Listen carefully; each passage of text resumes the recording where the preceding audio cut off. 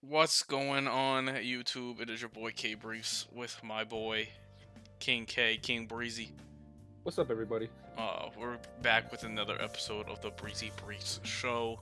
Oh, don't tell me we're both Birdman rubbing our hands right now, because I was doing that while you were the Oh intro. Oh my no! god, it's happening again. You can't be serious. Oh, Oh no! we have to stop recording right now. I can't believe this. Don't actually stop recording, but why does this keep happening? Oh no. For the viewers, I don't think you guys understand how ridiculous this is, but me and Brees for the longest time, and it's getting worse over Corona. We've just been mimicking each other without realizing it, and having revelations like, wait a minute, are you up at like 3 a.m. watching My Hero? Yeah, I'm up at 3 a.m. watching My Hero. What's wrong with that? Just at the same time, or like reading the same manga at the same time, playing the same game at the same time, or just much None of it intentional. like none of it is intentional or coordinated. It's strictly we assume the other is doing something different because it's in our schedule to be doing a certain thing, and we're not, but we're doing the same thing. And it's almost like Could you hear it through the mic? I literally heard your hands rubbing, and I was like, that's not the sound effect of my hand rubbing right now. That's his hands rubbing. So I was like, don't tell me he's Birdman rubbing, because that's exactly what I'm doing. In my God damn it! Anyway, this is a fantastic podcast, everybody. If you made it this far in already, please leave a like. Yeah, Oh fuck! quality entertainment. Oh my goodness. I can't believe this Woo! shit, man. I don't know where to go from here, but the only way we can go is up. So next topic, or first topic. So our first topic is kind of just general channel stuff. So we have a schedule that we want to follow. Right now that's gonna be we're gonna upload our videos on Tuesdays and Thursdays, and the podcast will come out on Wednesdays every other week. Unfortunately, Oh man, it's gonna be. it's gonna be a while to get back on that. Unfortunately, I guess so what we want to do with the battle endurance stuff for uploading right now. The plan was on Tuesday is gonna be the unedited footage. Thursdays could be the edited footage that Malik does of that game. Unfortunately, Malik's PC died like 2 nights ago. Actually croaked. This is not hyperbole. This isn't us joking or making a big deal out of it. This is genuinely, I had complete hardware failure, and it's to the point where I don't know exactly what components of my computer actually caused the hardware failure. So I can't reuse any of these parts. And it was time to upgrade anyway. I saw it on the horizon, but I never expected it to go like this. The funny thing was, it died the night after, or like the day after you were showing me pictures of the case you wanted to get for your Exactly. upgrade, and it's just your computer said, "Oh, you trying to replace me? Nah, Oh, yeah. fam." I'm telling you, I made that joke with my sister, and I was talking about it to her too. I find it so coincidental because it's like almost as if, like, I make a joke that this is my baby, this is my woman, this is my PC, right? This is my lady. She helped me get through things, and I'm cheating on her by looking at pictures of other PC parts and cases, and she just tapped out on me. She's like, "I'm cheating. It's time for you to go." She kicked me out. Oddly enough, I expected something terrible to happen, but not this when we got off Discord, because if you remember, I mentioned before you went to bed that a Windows update was happening that night. Yeah.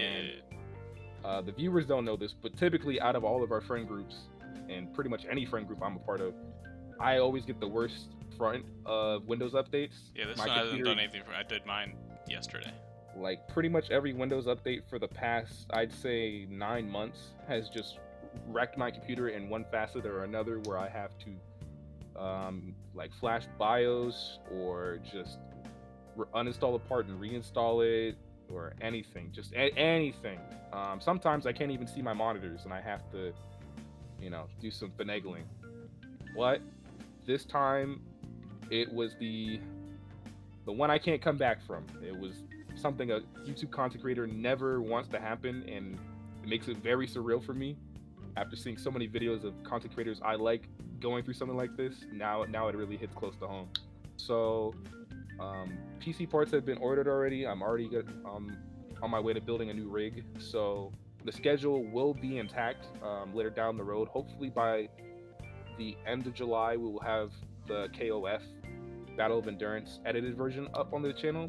probably not, but definitely once we reach in the Which August, we'll be the back in the unedited comes out technically today, but Yeah, yesterday for when this video gets uploaded, since this video is coming out Wednesday.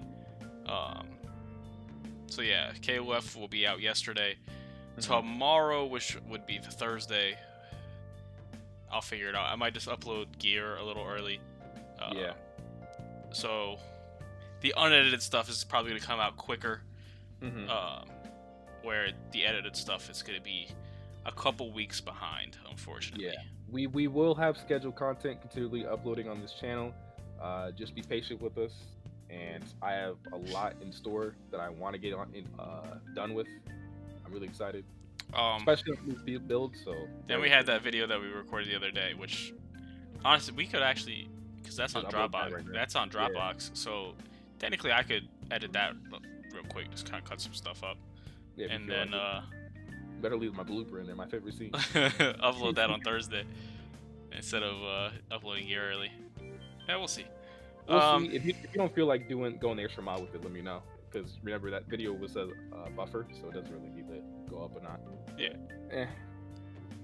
But yeah. Other than that, I know there's a couple games I've thought about recording, just doing like a solo gameplay. But then I was like, nah, fuck this. I don't feel like I don't feel like doing it. Like I was recording F1 2020, like the career mode thing that I was showing you, where you make your own team.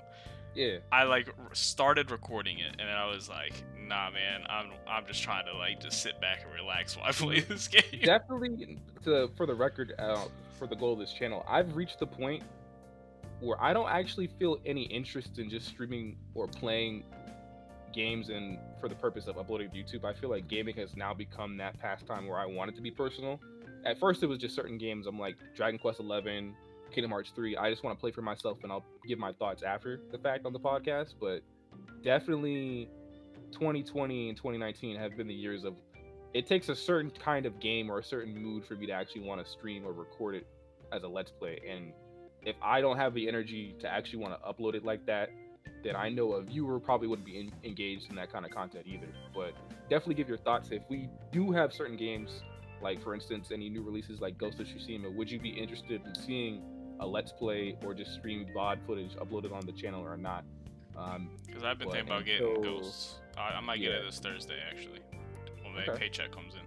Because I've been hearing a lot of good things about it. But if my PC was up and running, I probably wouldn't stream that or record that. I would just play that for myself. But you, the viewer, if you do actually have interest to see anything like that, if you just want to put us up on the secondary monitor or in the background as some noise, like a lo-fi chill stream or whatever, let us know.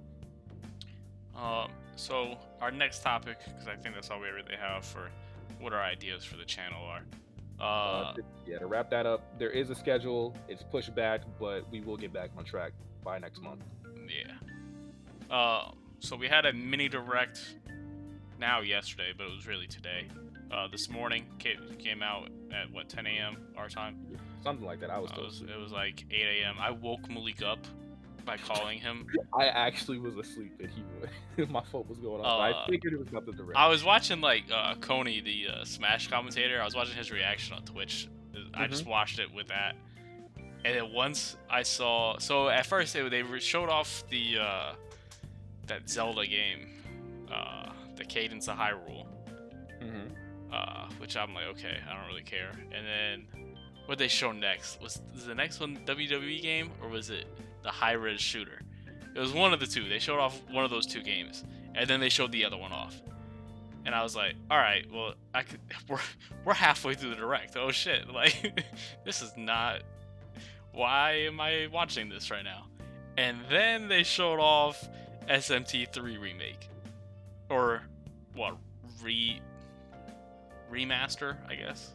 Something like that. But yeah, I think it's HD remaster. So I'm like, oh, okay, that's kind of sick. And I'm like, I wonder if that means they're gonna show SMT5, because that's kind of weird. You're showing us another SMT game. Granted, it's a remaster, but you're not gonna show us the new one that's supposed to come out. And then they showed us. I'm like, oh, thank fucking God. It's about fucking time. Yo, SMT5, it was crazy because even before Corona was a thing, a prevalent thing going on. It seemed like that game was gonna get pushed back because we saw a teaser. I want to say that was an in-game teaser, but it just had a bunch of shadows or spirits if you played Persona. Yeah. Just a bunch of different shadows that you all are familiar with, and that was it. There was no sign of like what the game style would be, or if it's a traditional SMT game, or is this going to be another like subversion or a hybrid between Persona or whatever. Nothing, and it kind of went ghost. And it's been like what, 3 years? 3 years, yeah. I want to say it's almost exactly 3 years on the money since we've seen anything or heard anything about that game. So I was worried it was going to get put in development hell. So I'm just happy that it's still. So yeah, both of them got a release year. Both of them are next year, 2021. Yeah.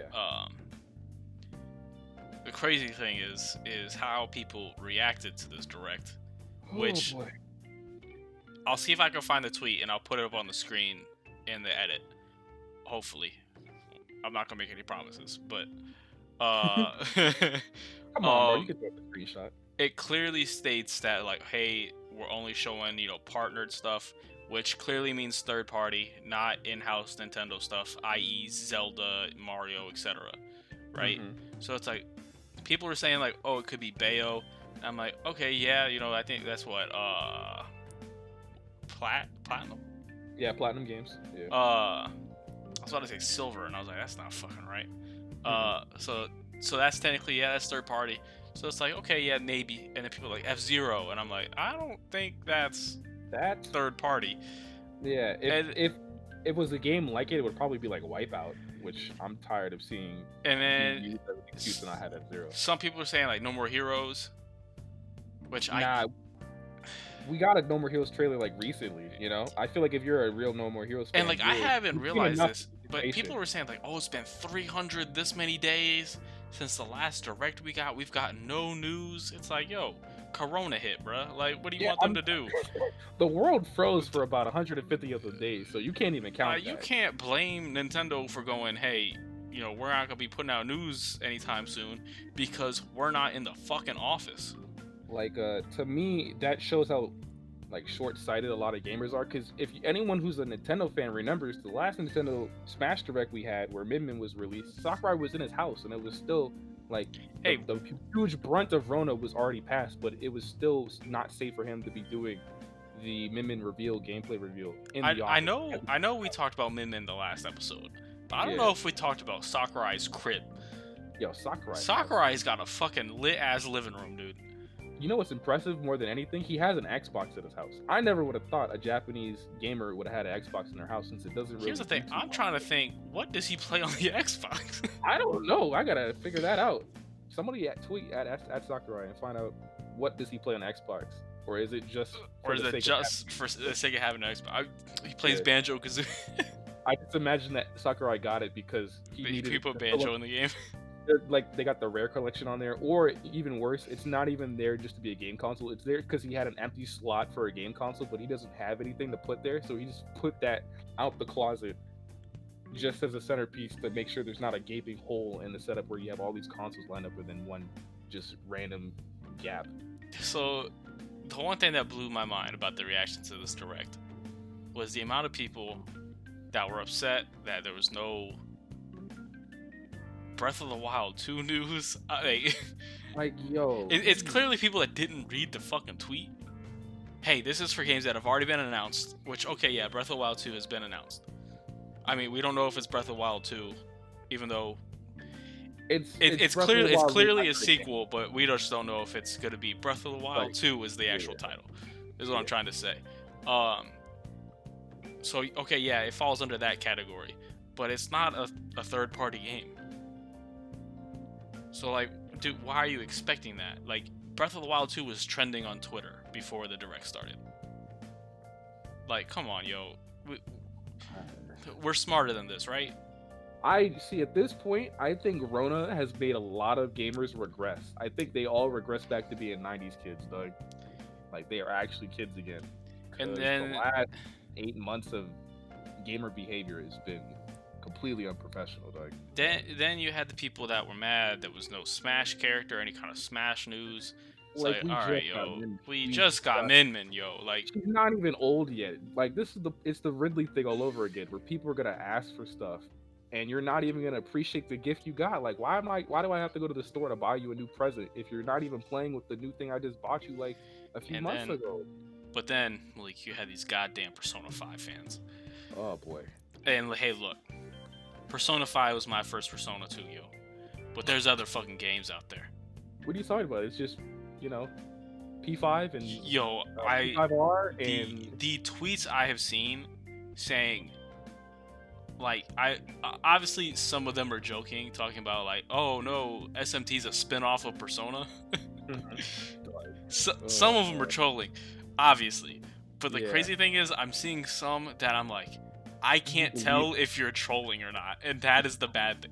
There's some where it's like, okay, that's obvious, like he's easily trolling, like whatever. But then there's some where it's like, no, motherfucker, like. Did you read the wiki like at least once when you were on there? Like, yo, fine print. Shin Megami Tensei Persona 5.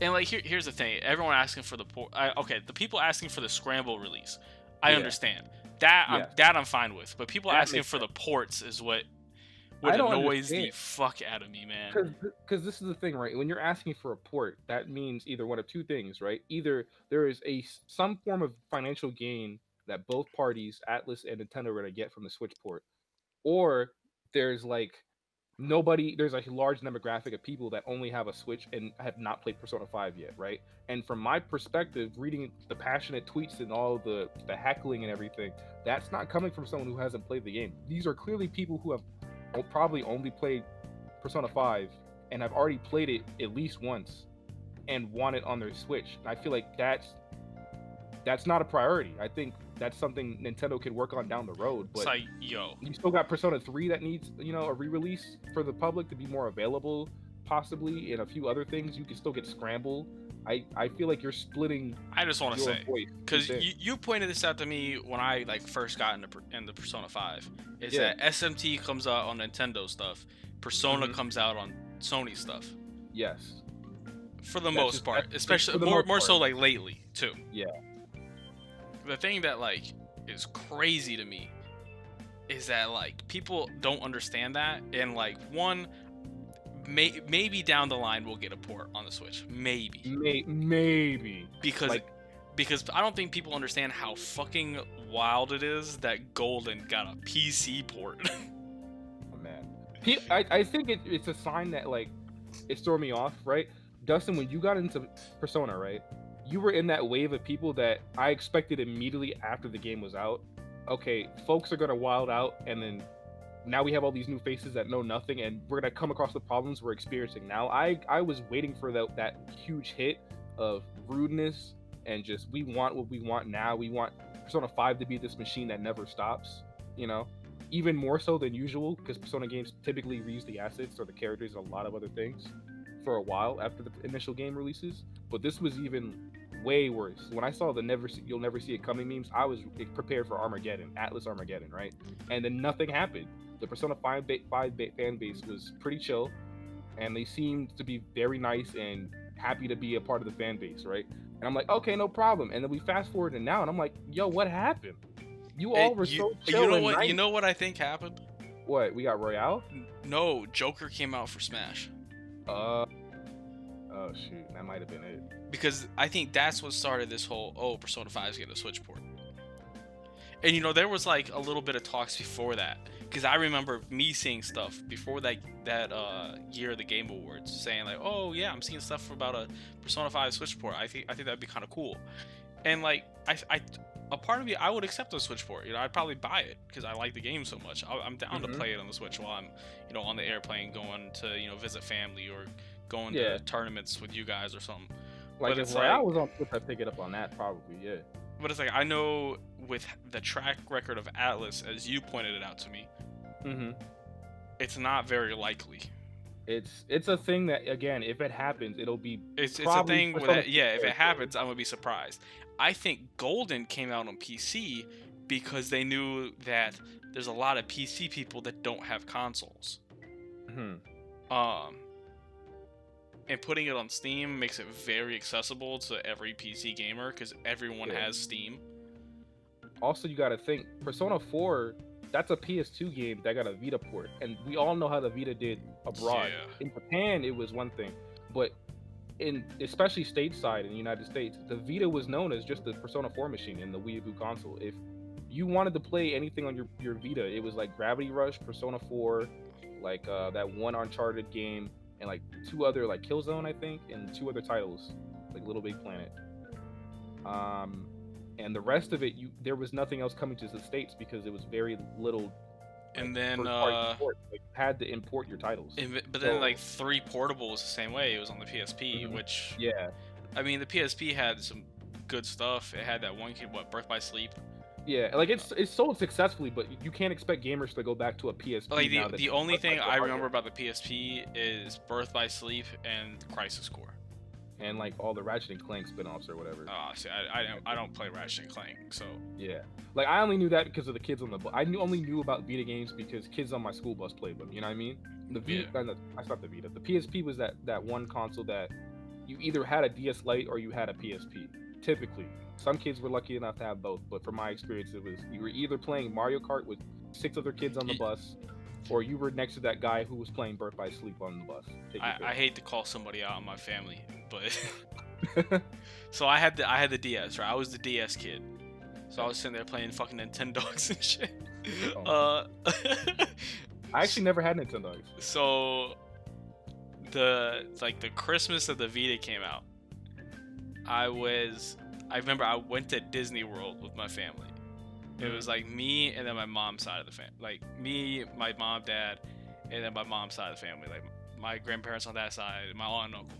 I'm not gonna say who bought me this present. But I put down, I want the PS Vita. Because it was the year it came out. I'm like, yo, give me a Vita. And I got a PSP. And like I remember the disappointment at the time was like immeasurable. Like I was so upset. I was like, "This isn't the one I want." I didn't say nothing because I'm a nice kid. I accepted it in grace. I was like, "Oh, thank you so much." But in my head, I'm like, "Fuck!" Like, you probably wanted to cry on the spot. I was like, "No, I got the wrong one. I got the old shit." Oh, where do they even find that? Where do they? Is there like a mom and pop game store? Bro, I have no idea. There's no way they went to a GameStop. Was it? Because if it's a refurbished box, right, that makes sense. They went to GameStop and they led them astray, right? But if it's a mom and pop game store, I feel like even still they would be like, "Are you sure your kid wants a PSP?" I'm not gonna say who bought it for me. I'm not gonna call them out. Yeah, no. Even though they'll probably never see this video, I'm not calling out who it was. Oh man. They know who they are. But looking at it now, I would have never played Crisis Core, which is up there as like one of my favorite video games of all time. Yo, shout outs to the Crisis Core. Can we get a Crisis Core re-release? Yeah, can I get an HD remake of Crisis Core? Remake. Actually, I don't mean to interject into your story, but like quick timeout. I feel like we've had enough re-releases and remakes this past couple of generations, right? And I feel like my only beef with the remakes and re-releases and definitive editions is that they're never for games that like are mad old and deserve them. They're always like games 7 remake was like it was like the only one that like deserved it. Yeah, that's in case of emergency break glass. That's in case of Square Enix f's up and needs money. Do this, right? That makes sense. There are tons of other games that deserve at least a port, not even an HD remake. To go off of that, because I'm done with the PSP story. Like that's all that. That's all that happened. I got the PSP. I was upset at the time, but looking back on it, I would have never played some of the games I hold up as like one of my favorite games of all time.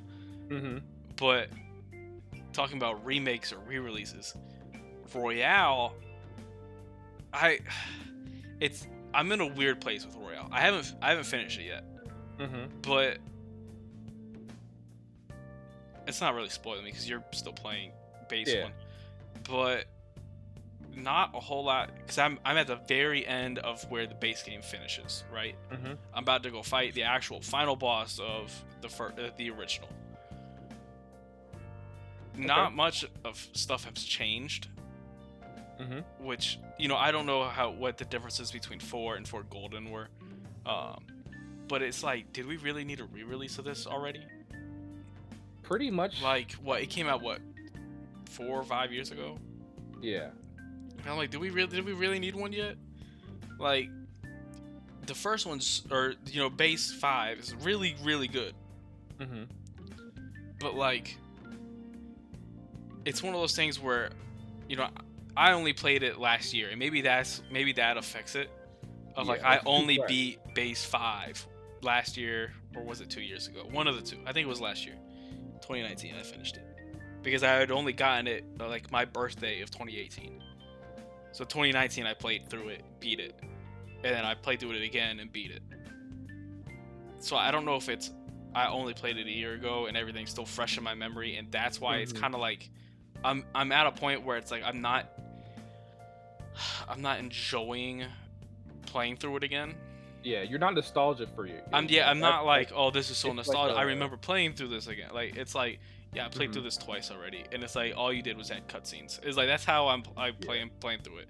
Oh, you added a couple cutscenes with these new characters, etc. Mhm. And Like obviously, I think my mood will change once I beat this final boss and I get to the part where they say, okay, this is all the added stuff that we've been like building up little by little throughout the game. Mhm. But it's just one of those things where I'm like, did we really need a re-release of this already? No, I feel like it's Kingdom Hearts syndrome, where if someone were to binge the Kingdom Hearts series, you're gonna have a lot of burnout because you're revisiting areas that if you played it when the game came out in the respective release order, you had enough time to miss Kingdom Hearts and get nostalgic for it, or you miss Winnie the Pooh. You remember being a few years younger talking to Winnie Like the I Pooh, you remember know? when I played through 3, I had tears like building Yeah. Like if when I Kingdom saw Hearts Pooh released, again. yeah, if Kingdom Hearts was like Assassin's Creed, it released like every year, and every year you saw Pooh, you're not gonna feel like that. You're gonna be like, oh hey Pooh, welcome, like nice to see you again. Not Especially with oh how my Pooh god, reacted to you. yeah, yeah. It's not like oh my god, I'm an adult now, and I was a wee lad when I saw Yeah, you the where like first he time. literally says like when Pooh really hits you with the you've been gone for so long, and it's like holy fuck, I literally haven't seen you in Kingdom Hearts game in years. Yeah, I haven't. It's been at least like what half a decade since I last seen Pooh himself in a Kingdom Hearts game and talked to him, unless it was like for a couple minutes when I replayed an old game or whatever on a save file. Because it was, So in game, it was him talking to Sora, but like to us, he was talking to us, that not was Sora. very much a fourth wall break. Like the closest thing you're gonna get to a fourth wall break. And the thing is, like, I wonder if Square meant for it. It feels like it did. It feels I feel like they did, but it can always be one of those things where it's like, oh no, we were talking to Sora. wink. I feel like it's a wink moment. That's definitely a yes. For the sake of the script, we're talking to Sora, but it's definitely directed to the player. I feel like it is. But yo, You know? I wanted to cry. I'm not gonna lie. I was like, yo, Pooh, I'm so sorry, bro. Like, Especially since no. I forgot about Pooh on my playthrough because I wasn't taking advantage of the cooking mechanic, and Twilight Town was kind of put on the back burner in base Kingdom Hearts 3, you know? Yeah. And in I don't even remember what they called the re-release or whatever. Remind? Yeah, that's what it is. And Remind supposedly, which is actually what should have been Kingdom Hearts 3, I feel like, since rushed. But I digress. It would have been I would have felt more inclined to go back to Twilight Town and see Pooh, but I was so much on a mission to get to the plot, the actual plot of Kingdom Hearts 3. I didn't realize Pooh was a thing until like literally right before the final boss. I was like, oh my god, I was about to finish the game, and I'm like, oh my god, I forgot about Pooh, and I ran back, and it hurt me, not only because I was nostalgic, like Because for you seeing literally Pooh again, almost forgot about him. but because he's like, I feel like you neglected me, like you almost forgot about me, and I did. I literally did. So it wasn't even like oh man, Pooh, don't be sad. It's like, Pooh, I'm so sorry, bro. I actually need to apologize to you. I feel terrible. So that's that spiel. But back to Persona, I feel like that's my issue with Royale is that Persona 5 blew up, right? Persona was a popular series and arguably more popular to SMT at the time when 4 Golden was a thing. A lot of people jumped on that bandwagon too and went back to 3. That's where I got on personally, but it was nowhere near the extent where SMT fans felt like they were threatened by Persona fans. It was like we went from being the minority and that Atlas fan base to now we're about even. There's about the same level of Persona fans and SMT fans, right? We could both coexist. Then P5 came out, and then it literally flipped overnight, where SMT is an afterthought. Nobody knows about SMT unless you're already a diehard fan and you played everything and you read the wiki like before you go to bed, right? Which is low-key, since I got in at 5, I'm glad that they ported 4 Golden over, because it makes it just a whole lot easier for me to play it. But that's what I'm saying, man. Like, you need these games to be re-released because of convenience. It's not, but now I get to. Everyone talks about how good SMT3 was. Mm-hmm. Like, after they announced it, I went on Twitter, and like all the people that were like hyped for 3 were like, "Oh my god, this is a fucking classic game." I'm like, "Oh, sick! I get to experience why all these people are saying, oh, this is a classic game." Like, if Crisis Core came out. Oh man, that would be. I would be sucking Square Enix's dick, yo. Like there are certain games I feel like can't be re-released because of limitations, and certain games I think deserve to be remade because of those limitations. Like an example for me, beyond Crisis Core, is like 358 Days Over 2. I felt like it was a crime that game didn't get re-released as an actual game in any collector's edition of Kingdom Hearts or re-releases. I understand why, because it's so vastly different, and a lot of the older fans that like didn't want to play this game on their DS hated it. But I think that's the most creative Kingdom Hearts game we've had in a minute, and that deserves to be. And I think you and me both agree, like that's our favorite Kingdom Hearts game. That's the favorite game in the series, 358 over 2. And it's wild when you think like, oh, all these people hated it, but when you really think about it, like you and me have talked about it before, where it's because they didn't have the luxury of time like we did. Yeah. They were being able to like sink their like time into that game and you know, handle these like fucking like classic JRPG tropes, I guess. Tropes, yeah, I guess. Like you literally are rewarded for 100%ing missions, right? And that's a game that YouTubers can appreciate now because they're YouTubers or Let's Players, right?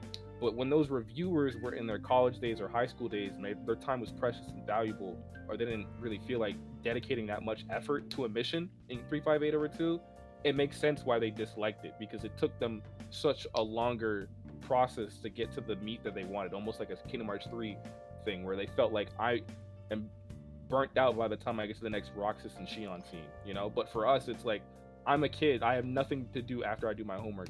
I'm just gonna put all my hours into this, and you appreciate it a lot more for it. 100%ing that game that's actually the only Kingdom Hearts game I 100%ed to this day. I've been going back to the Kingdom Hearts The Story So Far collection, I want to say is the name. Yeah. To 100% now. I started that journey before I got into Persona 5. But I've never felt inclined to 100% a Kingdom Hearts game besides that one because of that. So I feel like, to bring it all together, there's reasons why you remake a game or re-release a game, and part of it is accessibility. The games we're talking about are games that like we love them to death, but we can't. There's no way in good faith we can tell a friend of like-mindedness or that like certain games we like, hey, you should play 358 over 2. Hey, play Crisis Core, because the games don't age well and they're hard to actually just pick up and play. Like, yeah, you could always allegedly download an emulator and find a legal ROM, quote unquote, that you own, because everybody owns Crisis Core in their back pocket, right? To play. But even still, that's a hoop for somebody, and it's still not going to like put the game in its best light, you know? And then not emulating the game isn't always the best choice. Going off that accessibility thing is why I don't understand why Royale came out as early as it did. Exactly. It came out on literally the same exact console that it originally came out. I know 5 came out on PS3 as well. It came out on like the same day. Yeah. But it's like, yo, I have it on PS4 and now I'm just buying it again on PS4. It's just got you know, an extra couple cutscenes and then, you know, stuff that happens, you know, post base game. Yeah. It's like, I don't know why I'm buying this yet. If you wait till like the PS6, I can understand. But at this point, it's like, yo, it's not time yet for this to come out, I would say. Yeah. I'd say, like I said, I don't know. It happened actually, like 4 years too early for me. Like, it was literally 4 years too soon. Let me look up the gap between 4 and 4 Golden. Yeah. Make sure it's not like the Japanese release. Well, you can do the Japanese release versus the Vita release, I guess. To get the full elapsed time.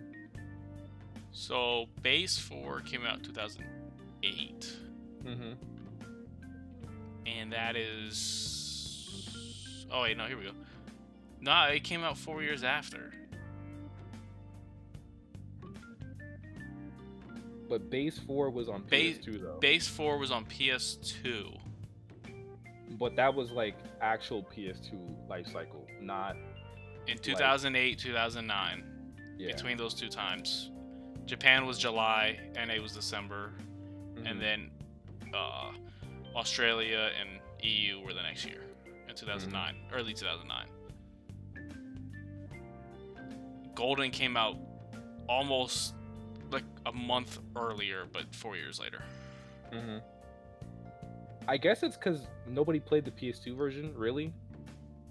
I think that's the only thing I could say, really, to defend that point. Because I do agree that there's some differences, slight differences in the reasoning behind 4 Golden and 4 versus P5R, you know? And I don't know if it's just our personal opinion coming into the mix or something else, but I definitely feel like Royale... I'd say, let me put it this way, right? Persona 4 base game, right? That game had a life cycle, right? And those fans didn't really reach out to touch out anybody new and pull them into Persona series, right? Yeah. Like, P4 Golden was the game that got new people in. Nobody talked about base 4. Nobody recommends to go back and play the PS2 version of 4, right?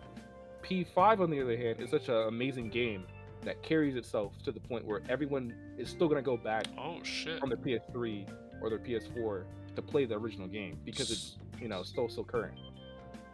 It's part of pop culture or gamer culture. That's not the right date, is it? I thought it came out 2021 is when it got announced. According to this, I don't know if it's true or not, but Shin Megami Tensei 3 Nocturne HD Remaster it is coming out on Switch and PS4 this year. Ooh, let's go. But I swear in the trailer it said next year. I thought it said spring 2021. So was it announced before?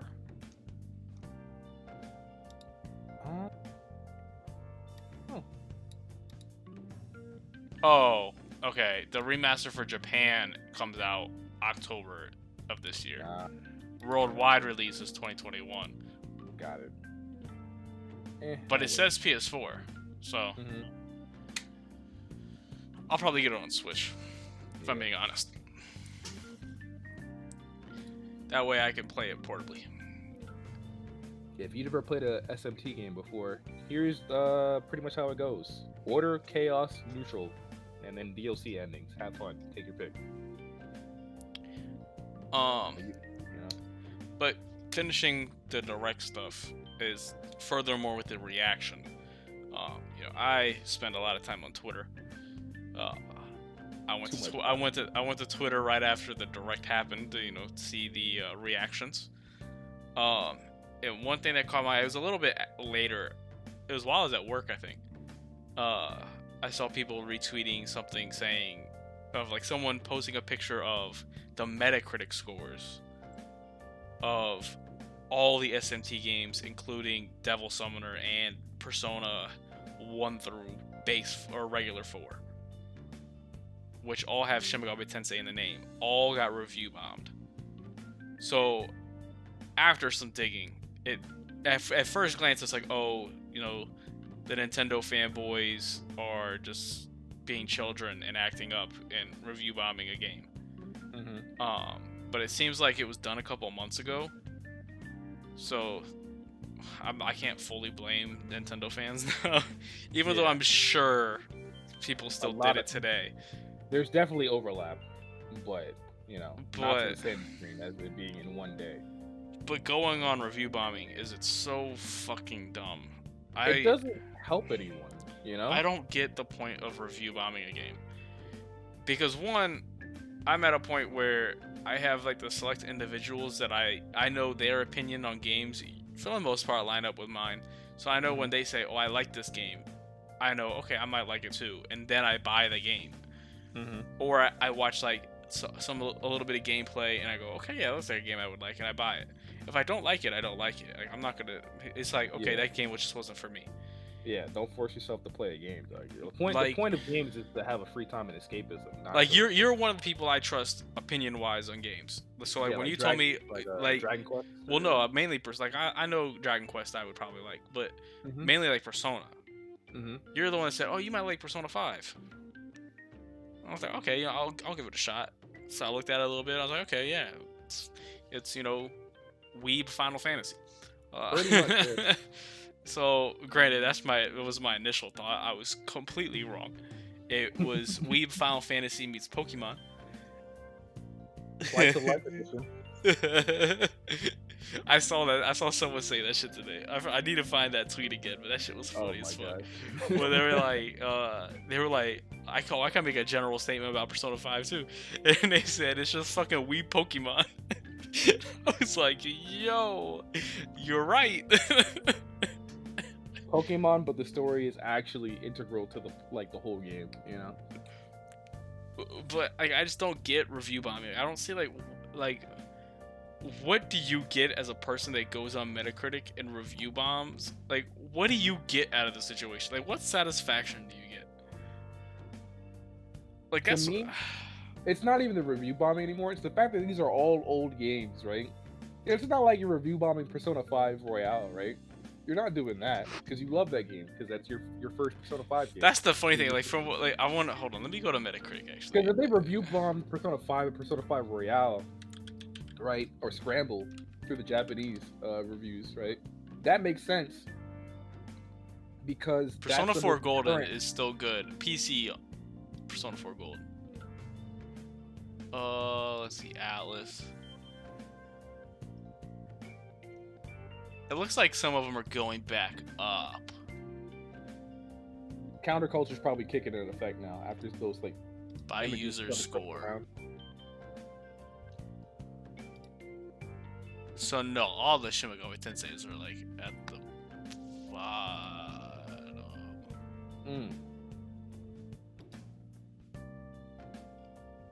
But yeah, to it's me, not I even feel by like the score, yo. I have it by user score, and it's not even. To me, there's a difference. There's a blatant difference between you protesting, using your voice and your money to tell a developer, I don't agree with this, I don't stand for this, right? And that's respectful and like power to you for doing that, using your dollar to show your choices in life. However, there's a difference between that and blatantly just having a fit.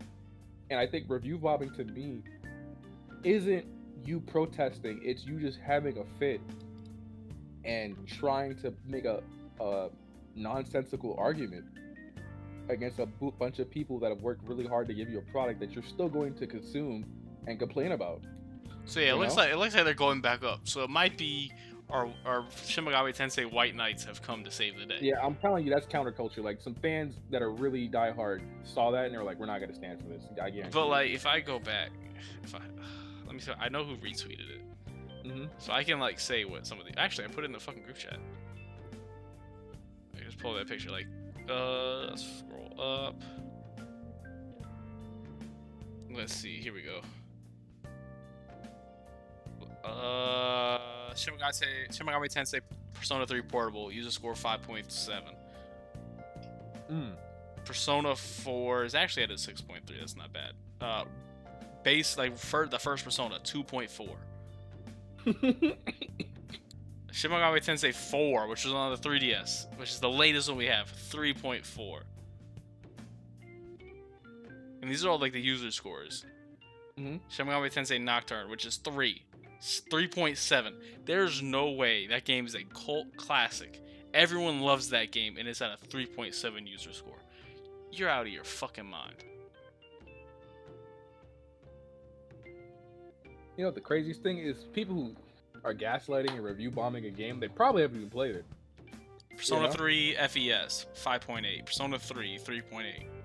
That's not right at all. That's guys. What are we doing? All the fucking Devil Saga, Devil Survivor, all of them are like 3 or below. Persona 2 3.0.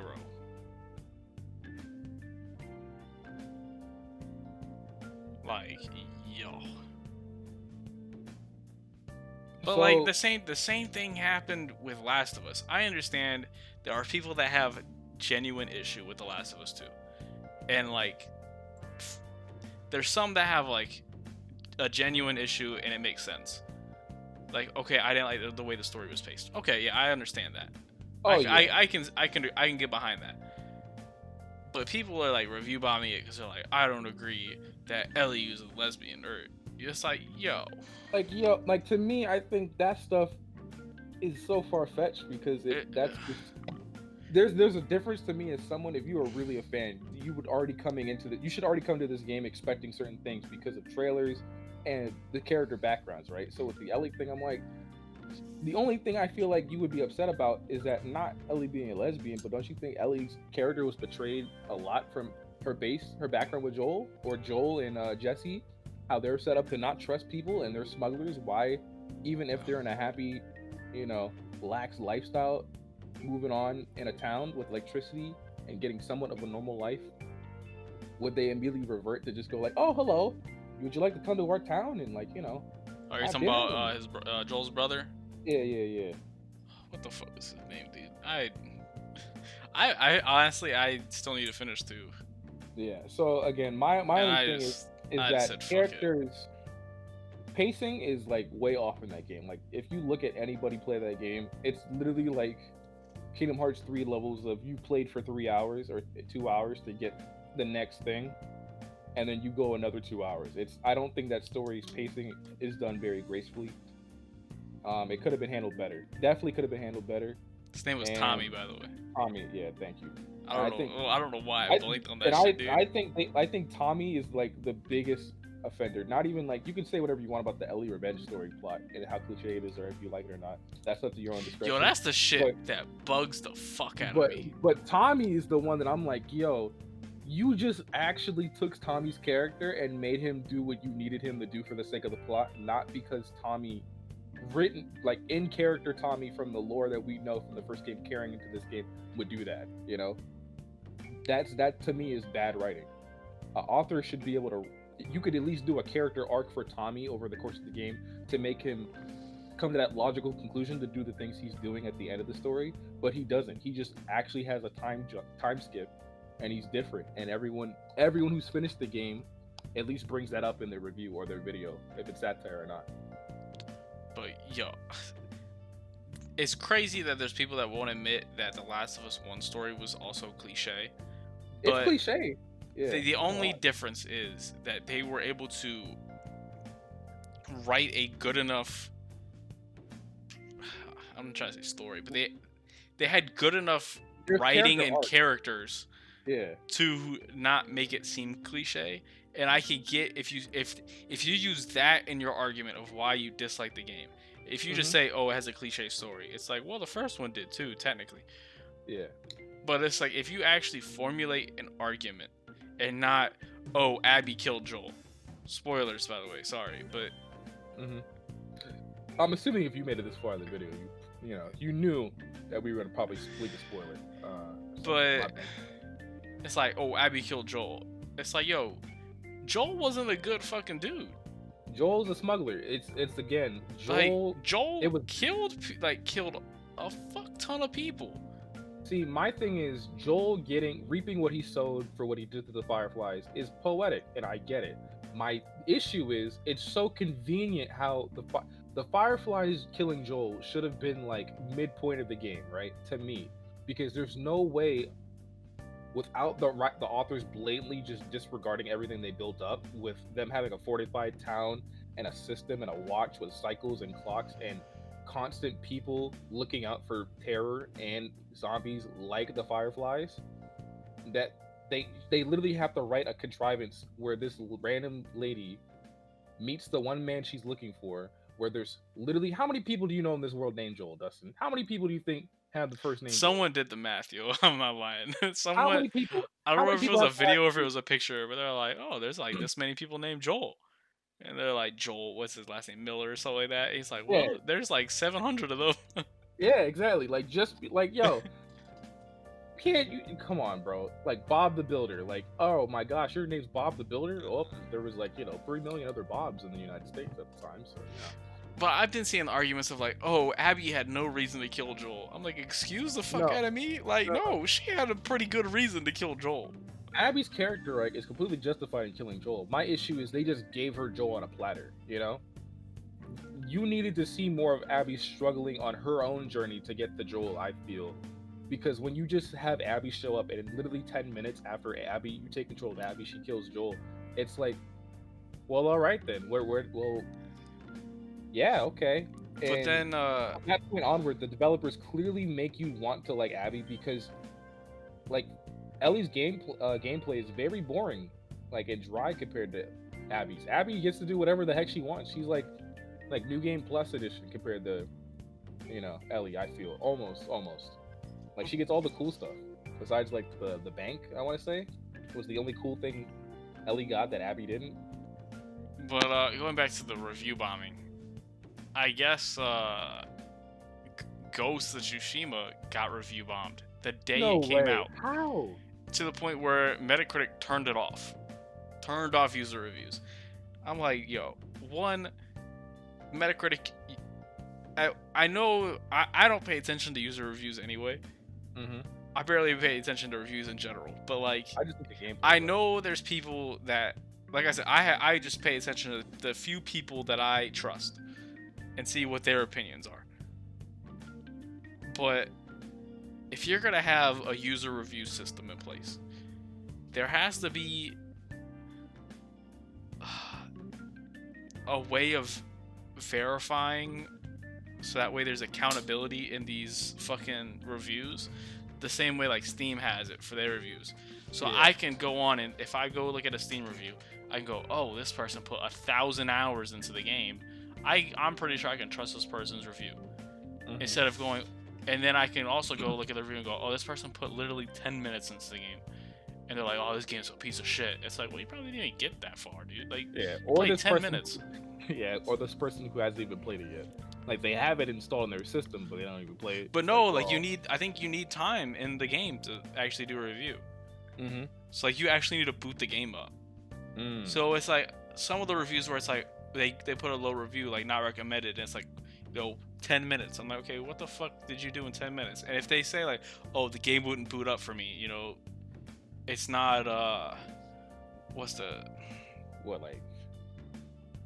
what's the word I'm looking for? What, optimized? Or Yeah, it's not optimized to the best of its ability. It's like, okay, that's a review I understand. Mm-hmm. I'm like, okay, you need like a really good PC to run this. You can't run it on a, not a On great laptop PC. or Like, yeah, or an old PC. you need like the best of the best But- equipment to actually that- run this game. And it's like, okay, I know there's, but the thing is, I know there's like, oh, these are the recommended hardware you have in your system. Sometimes I have better hardware than that, and there's times where it's like I struggle to run games sometimes. Oh yeah. Sometimes I think PC games, the only issue is the recommended works when the game is optimized. When it's not optimized, or let's say you have two Like- bad patches in a row, like for instance Monster Hunter World, right? That game runs smooth as butter for me when it first dropped, and then after a few unoptimized patches, or like just like shredding the amount of VRAM that game requires, it drastically changed my settings, and I had a lot of slowdown and chugging. So that's just a thing that comes with the My territory. example is fucking Final Fantasy 15 Windows Edition. Mm. I met the recommended hardware. Yo, I just remembered. I get to actually run that on its max settings with the DLC. Yeah, for 4K. see, When yeah. I'm gonna get to run that. You want to come to my house after run?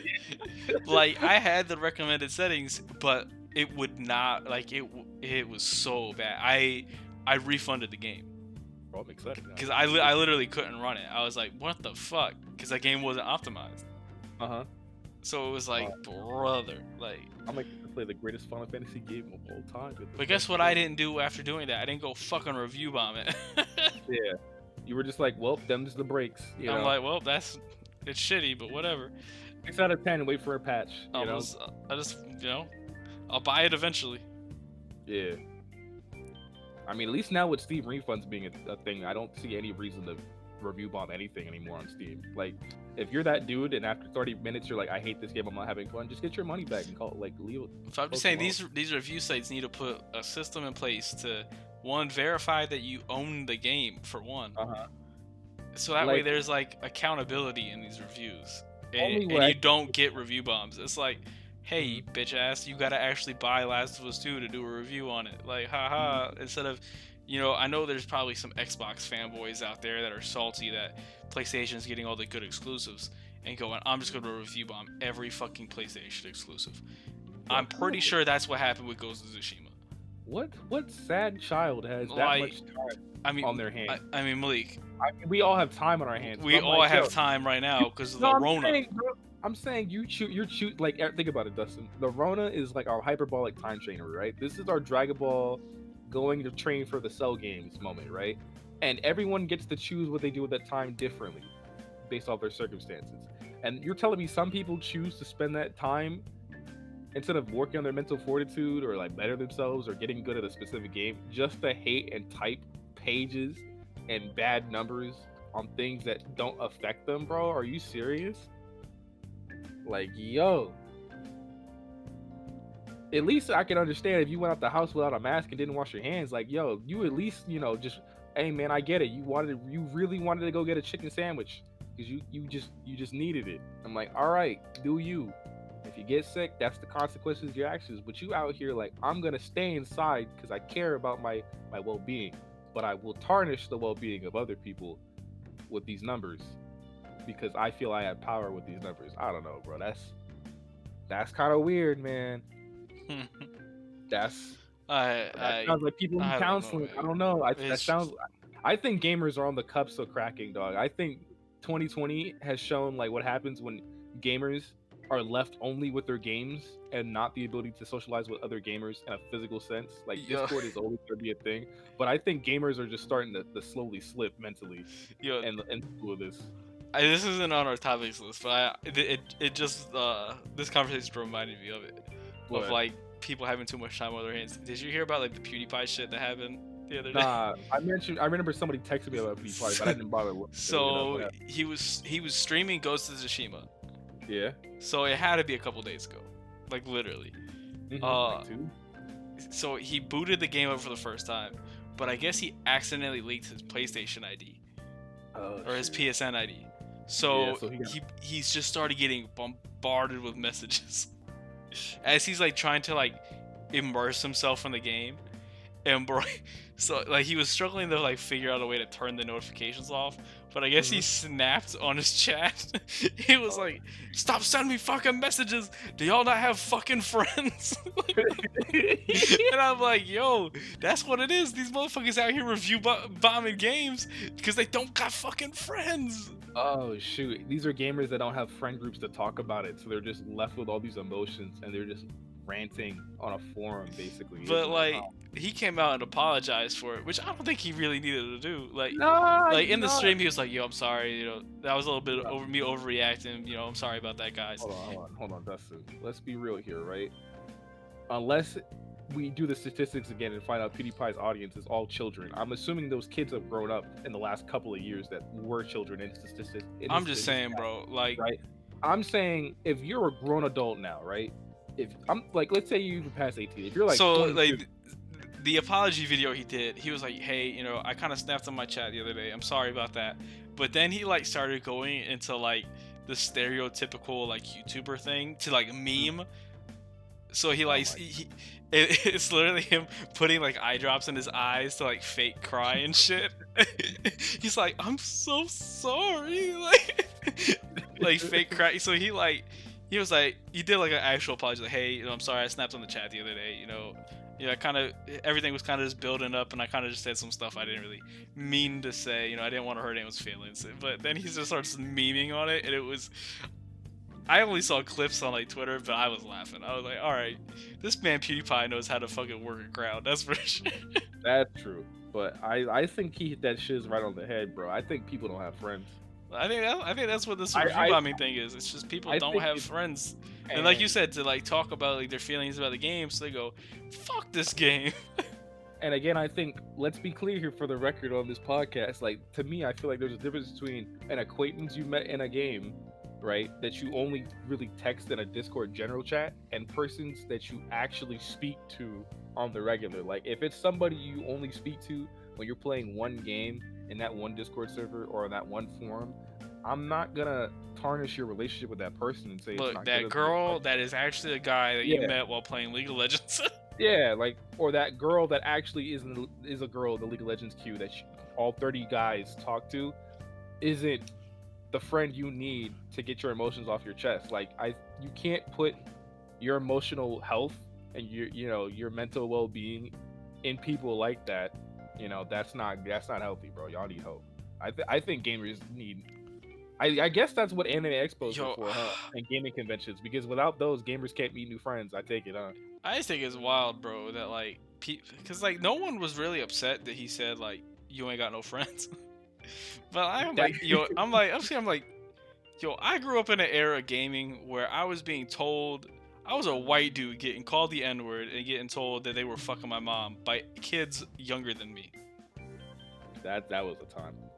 I was like, yo, how would some of y'all react to these old Call of Duty lobbies? And I know that they still exist to an extent. No, man. But I'm like, and it's like, you ain't say nothing back because you knew it was just gonna keep happening. You're kind of just like, yo, shut the fuck up. Like, it's a child. Like the moment the kid is acting out for attention, the moment you acknowledge the thing they said, if you're not gonna troll them, right? If you're witty enough to troll people back, by all means have fun. But most people aren't. Most people, try to say like, "Oh, I'm smarter than you because I'm older than you," or like, "Is this a stupid kid like going through puberty?" yeah, and once you the do minute that, you say like, "Shut the fuck up, kid," that's where you're like, "Oh, well, this is dumb." Yeah, it's a rip. You might as well turn the game off because that kid is now going to specifically direct their annoying energy to you. That's where you get like signaled out, and you're just like, "Oh shit." Yeah. Because then his friends join the lobby. Oh yeah, it's like, boy, I know you ain't talking about your. Oh man, get the whole. Yep.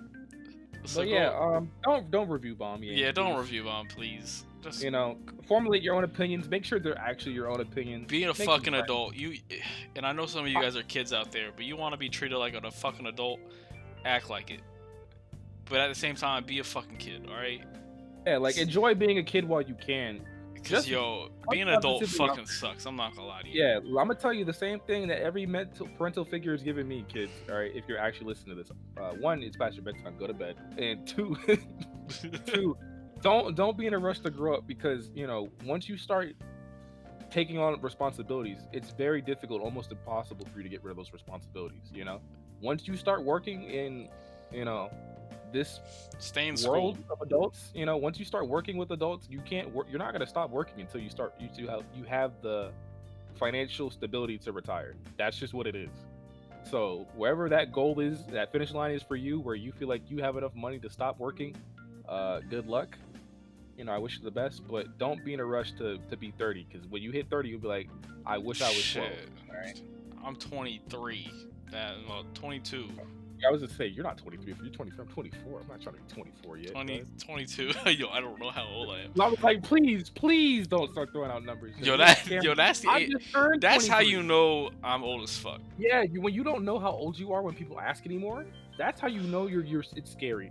Like legit, I hit that point that we talked about today and through text messages about basketball. I realized there are these new like rookies and like sophomore guys are younger than us. It's wild. It's scary. I'm so used to like, when you're a child, this is kind of off topic, but when you're a kid watching cartoons, right? Like Hey Arnold or whatever, or like I don't know, Fairly Odd Parents. Or Danny Phantom. You're used to the main protagonist of that show as a child being older than you. Like, oh, they're in the 5th grade. I'm in the 2nd grade, or I'm in the 3rd grade. I'm not a 5th grader yet. Or oh, Danny Phantom's in high school. I'm not in high school yet. Then you get to high school. And it's like, wow, I'm now older or as old as that cartoon character. That's the equivalent of that feeling, right? And then you just multiply it times 30, and it's like, oh shoot, I gotta pay taxes. I got credit card bills to pay. I got mortgages on the horizon. Yeah, it's like being a sports fan and then like looking at certain players and being like, you're only like 2 years older than me, or you are literally my age. Yeah. It's like, it's so fucking No, wild. some the really talented ones that are like literally you're still a teenager, you're still like 18, 19. It's like, oh my gosh, you are an 18, you are a baby. You are an 18-year-old baby that is Like, like there's like almost a foot taller than me and 50 pounds heavier than me. there's How a is this possible? there's a guy that plays for Manchester City. He's breaking into like the actual like starting lineup now. He plays center back. He plays center Yeah. defender. And I was like, oh, what year was Garcia born in? And I looked it up. I'm like, holy shit, you were born in 2001. Oh, there's no way. Oh no. I'm like, holy shit, you were born after 2000. I think that's gonna be the one that hurts the most because I'm still looking at kids that are 99.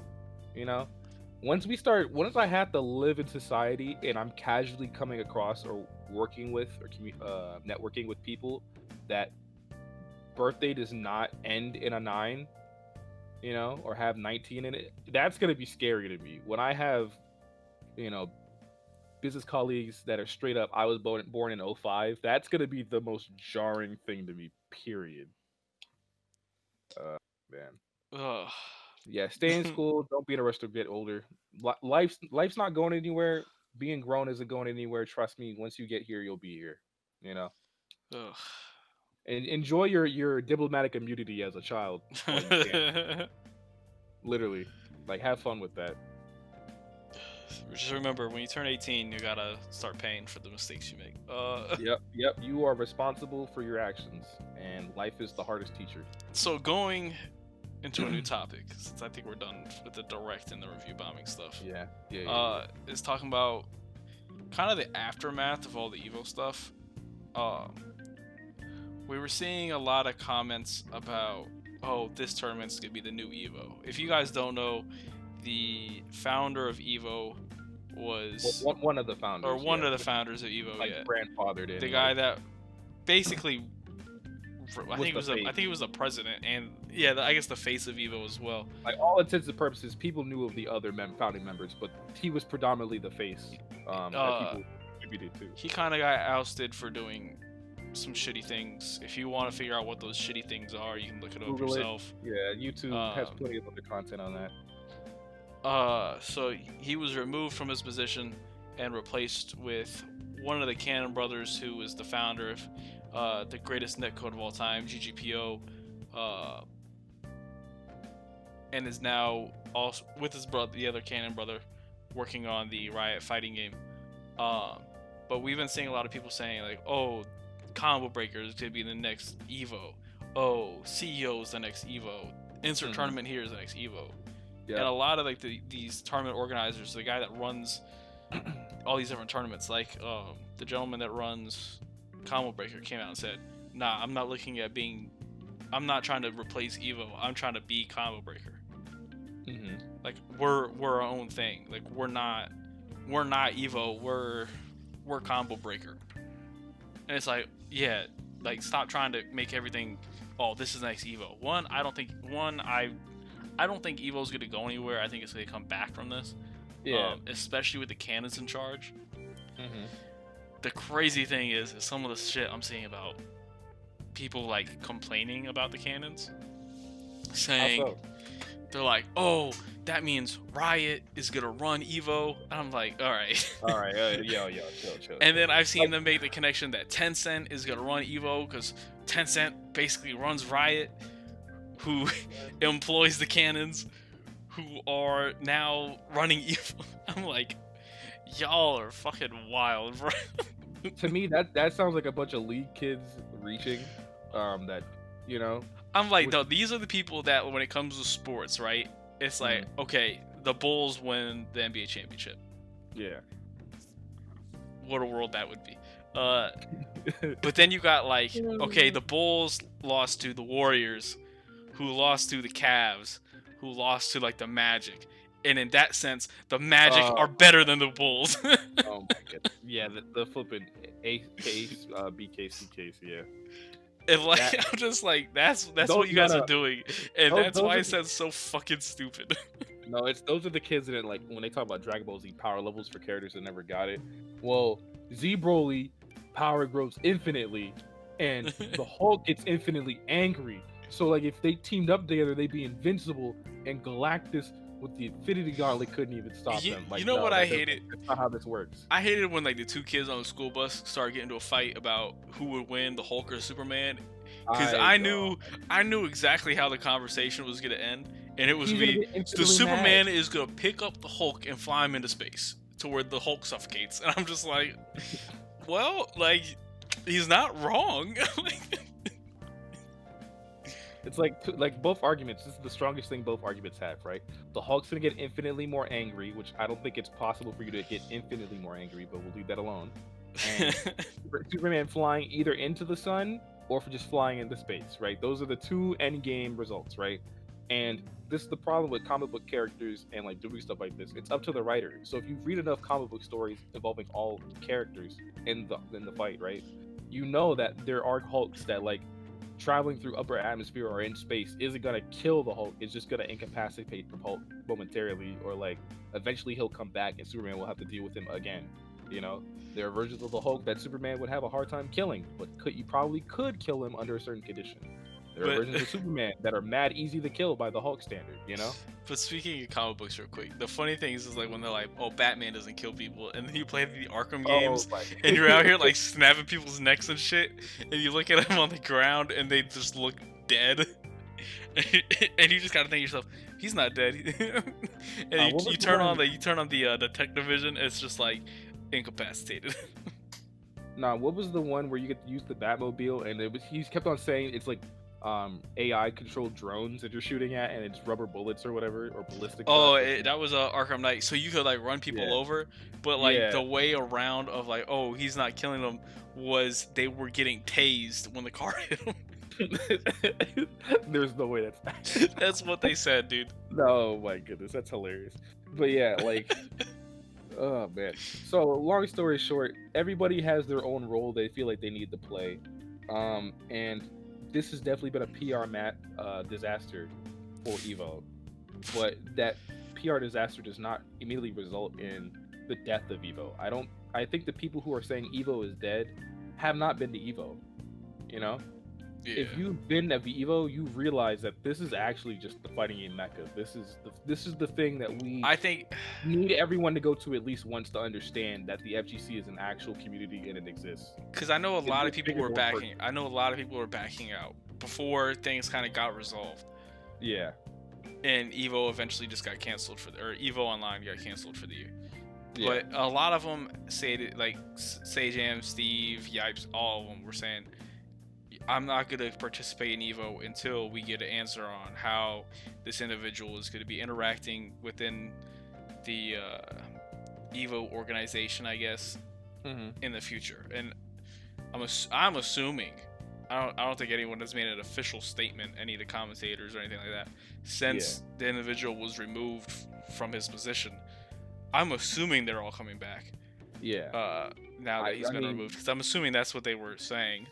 They could be not coming back, but from my interpretation, from whatever it was doing, hey, we're not coming back until he's removed. That basically, had the statement been okay, he's removed, but Online Evo is still happening, but it's been pushed back a week or whatever had happened, I feel like everyone would have still been on board.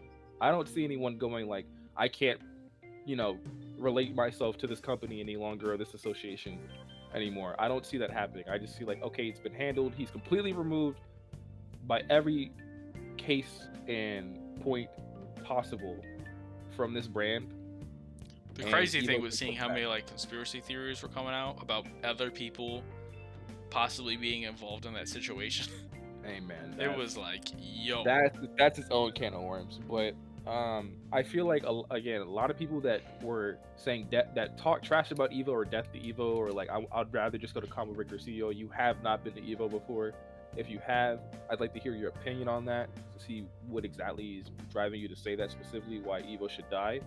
I think that's a very valid and interesting, important opinion that we need to hear. I want to know how many of those people saying it, no offense to Smash people, but are Smash players, because I know there's always been a very, for lack of a better word, testy relationship between Smash and Evo, particularly around Melee.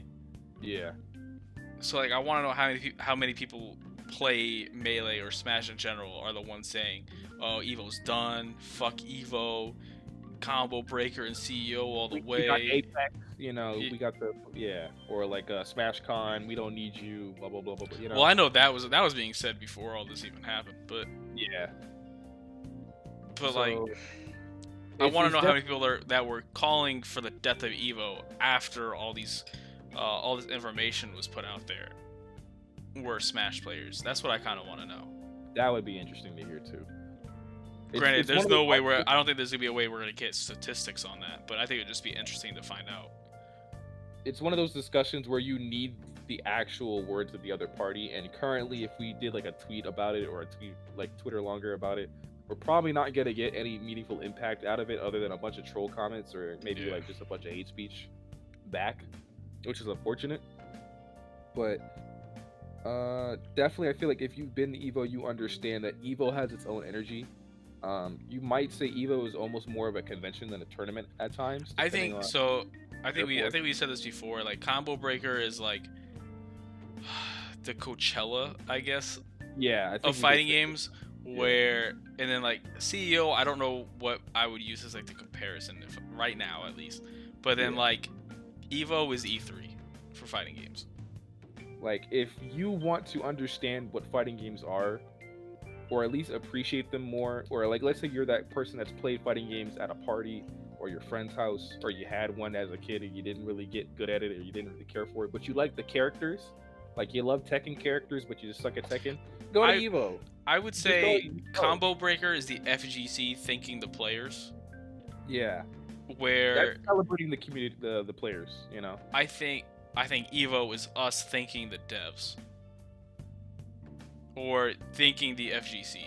Yeah, just us celebrating that we're still here. You know what I mean? It's like a birthday. To me, E3, oh my gosh. I saying Evo is Evo is like the happy birthday celebration where everyone's like, happy birthday, FGC.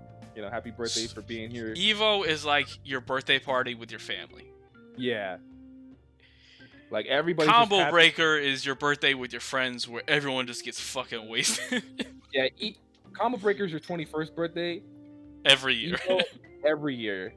Evo is your birthday when everybody showed up, like your grandmother showed up.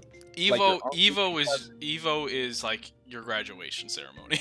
Yeah, like you graduated from high school and it's your birthday. Like everyone's just so proud of you, and this is like a moment you will never forget, kind of thing. Because you guys think like Evo was like where most of the announcements happen for games. Besides like Tekken, Street Fighter, and stuff do stuff at like their finals too. But there's always announcements at Evo for everything. Guilty Gear Strive was announced at Evo. Ooh-wee, yeah, baby.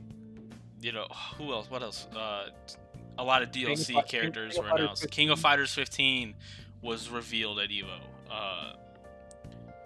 And you can go a couple years back, like Geese for Tekken was announced at Evo, and that was fucking crazy. I wish I was there for that one. That one was amazing. Wait a minute, was I there for that one? I was there. No, I think that was the year before. That was the year before. Was it the year before? Yeah.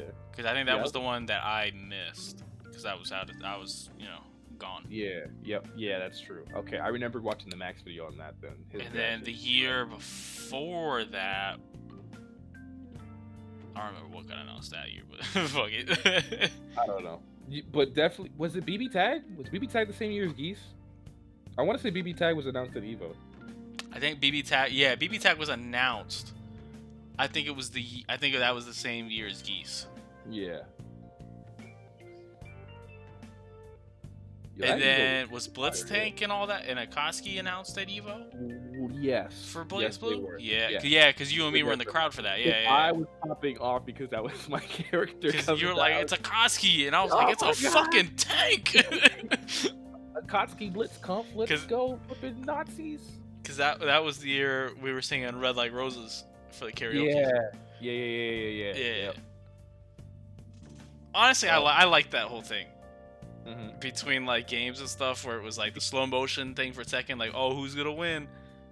Yes or no? Is he live or is he gonna die? And then yeah.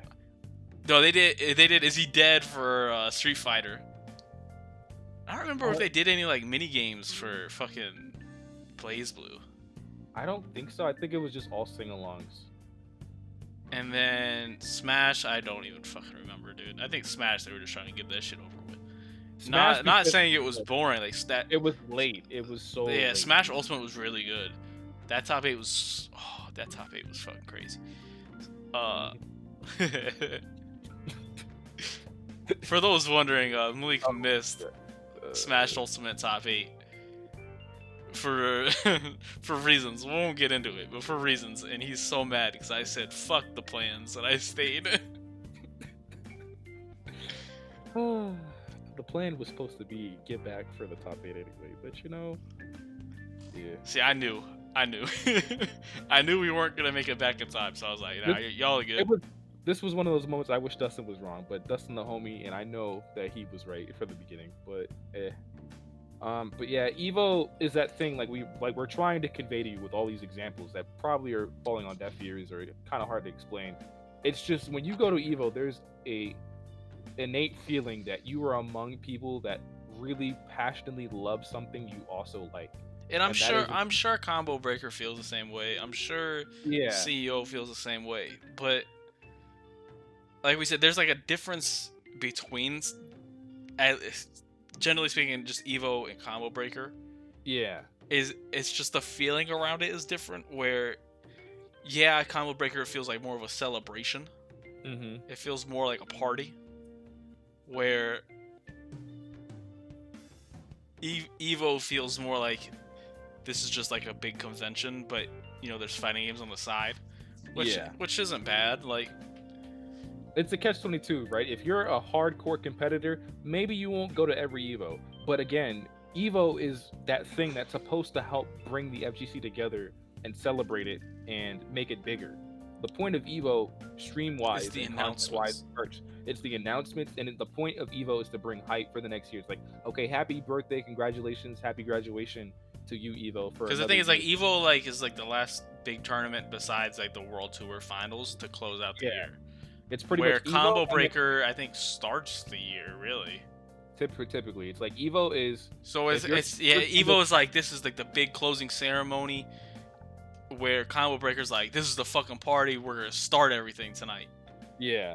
Like that's kind of like the difference. Mm-hmm. So yeah, I guess we were right with graduation and. It's like, yeah. You just can't replace Evo is what we're trying to say. Evo will always be Evo. You know, if Evo for forever ever reason, heaven forbid, disappeared, right, and was over, there would be someone that specifically would have to come out and say we're Evo times 20. You know, we are intending to take the spot of Evo because the FGC deserves something to celebrate itself every year. You know, but nobody who's already out here doing their own tournaments is going to say, I have what it takes to replace Evo.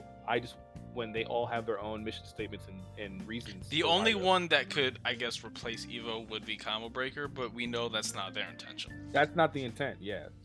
There's one thing between you, the viewer, or you, the consumer, assuming something about the content creator's intention, but if that content creator has no interest in what you want their content to be, they're not going to make it that way. You know, one thing, that's everything. And I don't know if Combo Breaker does this, but one thing I'd like about just going off on this as like a tangent, for like the streams for Evo is the jump desk that they have, where they hop between multiple games, but explain shit so well.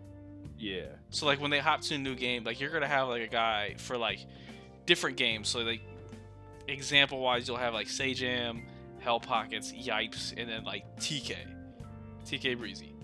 So like TK plays like other fighting games besides Smash. Like I've seen him commentate Tekken and stuff. But say we go to like BB Tag, you know, Yipes doesn't really commentate BB Tag. I don't think I've ever seen TK Breezy commentate BB Tag. But it's like you'll always have like one person on the desk that kind of has a general knowledge of like what the game is about, and they'll explain it to the other 4 people or the other 3 people. Yeah. But you as a viewer might also not know how the game works, so you're also in that explanation. So I feel like if you're like trying to get into fighting games, that would be one of the best things to watch is during Evo, just watching that desk, as they hop around between all the games being played, or all like the mainline games being played, and just Yeah. getting a general explanation of each one, and oh, this is why this was cool. Like that was a sick combo because, it's hard to execute. There's a lot of what am I looking for? Not button presses, but I guess execution is what I already said. But there's a lot of different like motions you have to go through, like in terms of like KOF, where you don't you gotta figure out that fucking speed. Yeah, there's so many layers to doing a fucking combo in KOF as compared to like I don't want to say Dragon Ball, but Dragon Ball where the combo routes you can go a whole bunch of different ways, but the motions, you know the timing, and you can get the timing pretty easily. Dragon Ball is that game like I could teach someone Dragon Ball in a week, Dragon Ball is easy to learn, hard to master. Like master level Dragon Ball is that thing where like I would say KOF is hard to learn, even harder to master.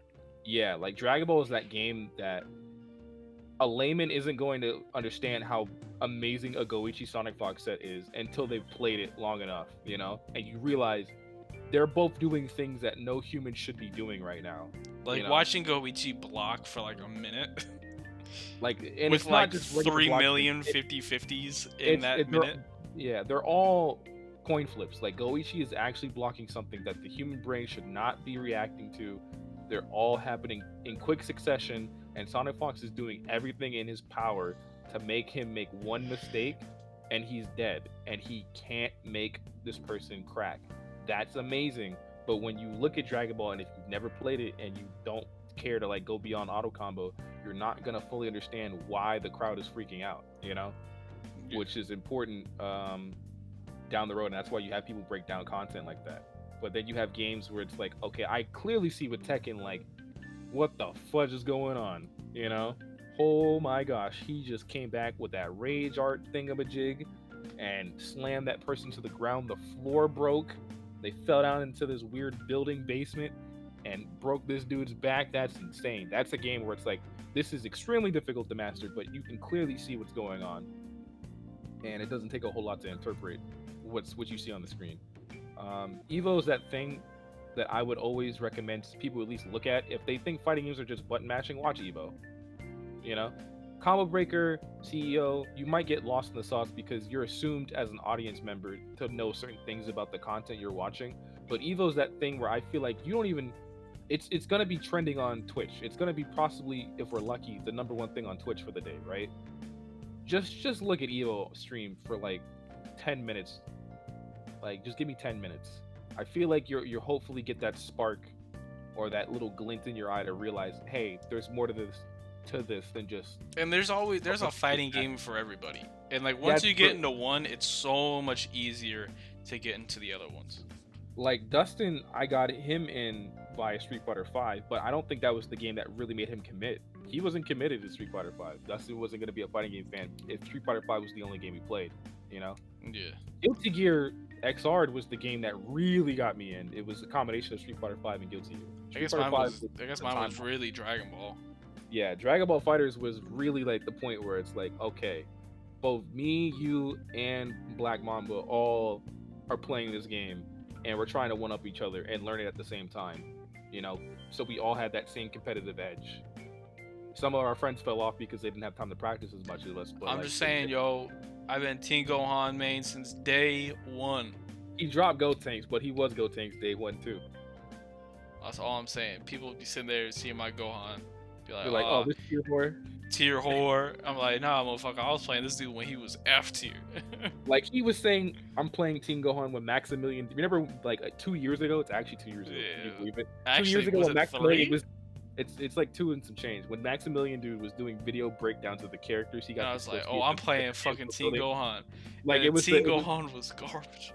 Like he did the Team Gohan and Yamcha video together, and we both were like, "Oh my gosh, you're playing Team Gohan, I'm playing Yamcha." Because Wolfang. So I was like, I think going into it, I was like, I'm playing Gotenks, I'm playing Team Gohan, and I'll figure out the third character once the game comes out. See, I was gonna play Teen Gohan right where with you until Max said Adult Gohan's gonna have longer limbs and he's going to have a install super, which we didn't realize how it was gonna work at the time. But like, yo, I imagined it was gonna be Soul Bad Guys rated R. I was thinking Dragon install, and How you and were wrong. I was so very wrong. But it was that idea that got me to play Did I? Yamcha and Adult Gohan. Have I been playing TN since day one? Was TN Yeah. the third character?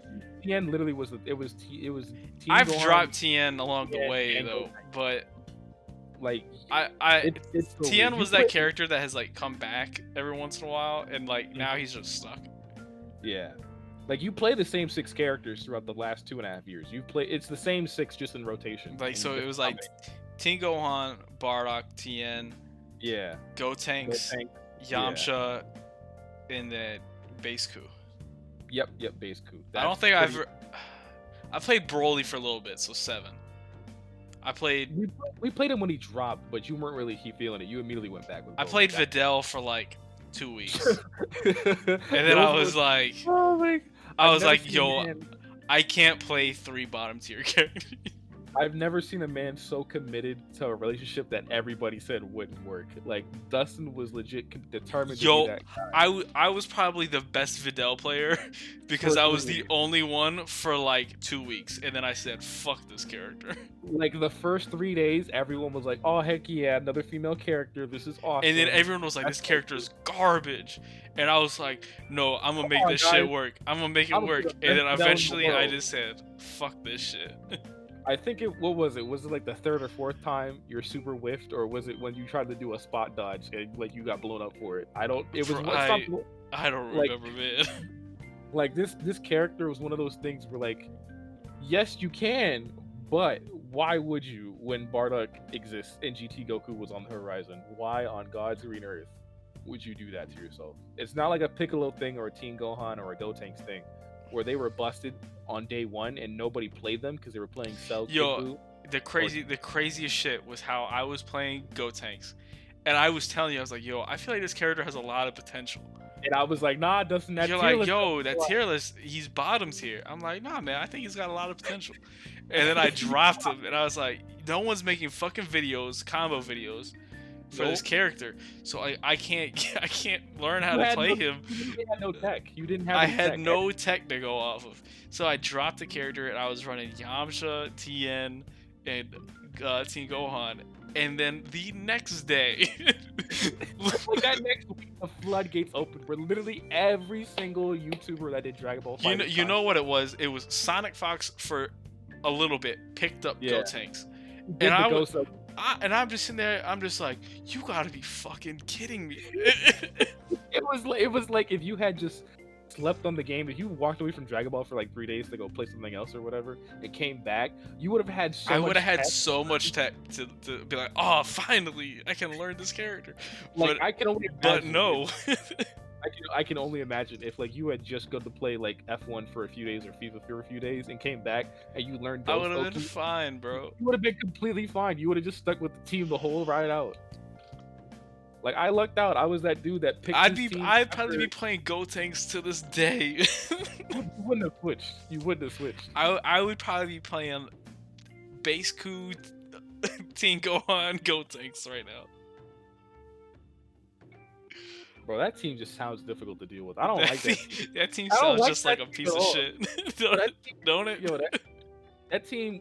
For those who don't actually play Dragon Ball, I just gotta let you know, like, that team doesn't sound impossible to beat. It just sounds like that's gonna be draining. Like if I play that in a tournament, I don't want to play. If my TO asks me after beating Dustin in bracket, do I want another match or do I want to like sit around for You a know whole the round? thing that made me mad at Evo, dude, is neither of us just No. didn't get a break. It was, No. all right, hey, play your first game. All right, you finished. All right, play your second game.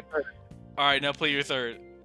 Oh, you out. All right, man. See you later. It's like, bro, Yo, can someone everyone else? I'm sitting here looking around. I'm like, can someone else fucking play? Like, You got the people next to us in our bracket like getting buys and chilling and sitting around for like half an hour. Meanwhile, it's like, yo, I just played like 4 games and now it's over. Like, what the heck?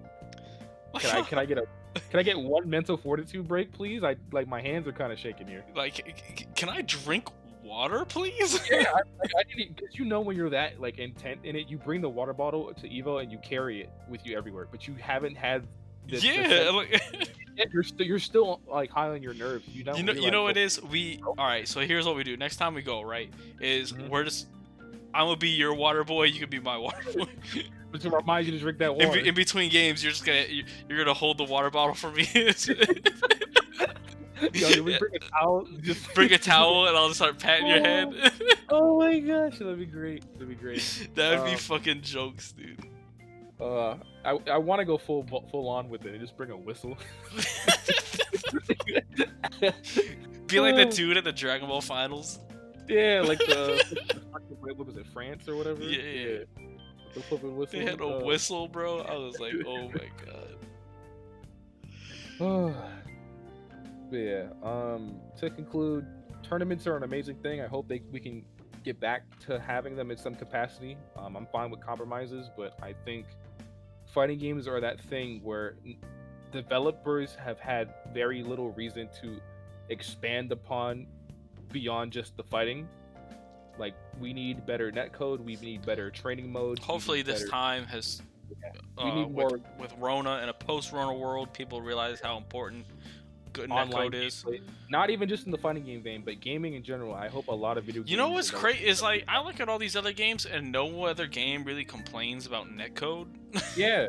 It's like, it's wild, a problem, bro. The wild thing is that netcode is still a problem for those games, but those games They just don't complain about they it. don't care. They literally don't care. They just, the worst you'll see with like a shooter or like a BR game. The thing is, like, people go like, "Oh, I'm just lagging," where it's like, we know the net. I think in those games, it's not that the netcode is bad. It's just your internet is bad, or like that's the assumption, at least. Where like, if we look at Street Fighter and we've like dug into the game to realize that it's not us, it's the game. It's to an extent. Yeah. Obviously, if you have bad internet, that's gonna affect it as well. Like, but to the people that have good internet, it's the game is just destroying it.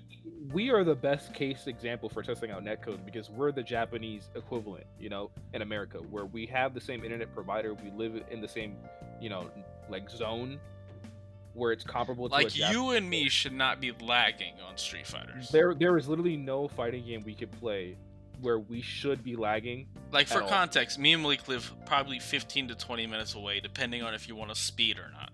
Yeah, like, and the light situation. Yeah, if you get all green lights and you go 5 miles above the speed limit, you're gonna get here in 15 minutes. Easy. But like, we should not be lagging on Street Fighter. Like, granted, we have Spectrum, which is not the most reliable of internet. Like, the only issue, right? You have to think, our internet isn't bad. It's the fact that all people's internet, it's not consistent. You may have a really low ping, but your ping is not the same number every moment of every day of your life with that internet provider. Your ping will fluctuate. Speaking of internet inconsistencies, you know how it rained the other day? Oh, did your internet go out? No. But when I called my mom, so I'm like, oh, hey, I'm on the way home. I was like, oh, by the way, did the internet go out today? I know the weather was pretty bad. She's like, no, we're on it right now. I'm like, well, you know how how Charter is. Oh, you know how the best part is whenever me and Bree's internet is out. So typically, what will happen? Both of our internet even though we have the same provider, right? One of us will have problems on a certain day, and the other won't. But then the next day, the other will have the same problem, and it'll be fixed for the other one. It's the craziest thing. So if we have a storm, like a really bad, like quick summer shower or something, my internet will go out, but Brees will be fine. And then the next day, it'll shower again, but my internet's completely straight, and his is like dead. Like, he has no internet for like 5 hours. He just has to go to bed and like hope it's fine in the morning. Like, that day that I was like, I'm gonna take this fucking Hollywood shower after work and just pray to God my internet comes back on. It's the wildest thing. It almost seems like we're making it up, but it's a genuine thing that just happened. It feels so defeating where you're like, all right, boys, I'm gonna get in Discord with you. Hell yeah. And you walk in the house and you get told, hey, yo, just by the way, the internet's down. And you're like, no. Why? Why now? It makes you like want to, I want to call Charter sometimes and just be like, yo, what the fuck? Why is it always the worst times when you guys go down? But yeah, partially it's because specifically in America, internet is such a volatile market, right? Where providers know they have you by your testicles. You have nowhere else to go. You, it's a monopoly. It's a straight up monopoly. Sometimes you have a choice, but people in America, stateside, are just, this is my provider, and the only thing I could do is call and complain, or order a more expensive package. And neither of those things typically will solve the root of the problem. They will just delay the inevitable. Your internet's still eventually going to go out. You're still going to have packet loss. You know, it's just comes with the territory. So, and until higher internet standards or more regulations are brought into America, like, that's just all we could deal with. But I back to the thing. I think fighting games, and I hopefully other games, so everyone's happy. But simply fighting games for us. I hope in the future I've learned from this lesson that fighting games are going to require later down the road more than just training mode, arcade mode, a trash story mode that you clearly was rushed. Like, like you had a good plan, but it was rushed. Yeah. And subpar versus. You need to find a way to make learning to play fighting games fun beyond just, hey, here's ranked, because the business model of fighting games is, odds are it's just going to be more fighting game players who are already established buying your games, and people who are taking a chance on you and not playing the game anymore buying your titles. That's where your revenue's coming from, and that's hurting you in the long run, because you could be making so many more fans beyond just when a tournament like Combo Breaker, CEO, or Evo is happening. You'd be making fans all year round, because if the netcode was great, Breezy Briefs could have its own tournament, where we set it up with this great net code, where you, the viewers, or people all over the globe, could be in the bracket, and we can all experience our own little slice of Evo at home without Evo being here. Yeah. Speaking of tournaments, haha, which I know you did that on purpose, I feel like. We have come up with Malik has come up with an idea. Flush out the idea. Oh yeah, I guess. The point is to flush out the idea. It was his idea to begin with. Yeah, we flushed it out together. No homo, I think. I guess I don't. It was a little weird. It's 2 a.m., bro. Whatever. Someone could have said sus. I'm not 100% sure, but there was an idea of us doing a tournament mainly between friends. We would get 8 friends together, which I'm making a Google Doc for it now, because we want to kind of flesh the idea out a little bit more.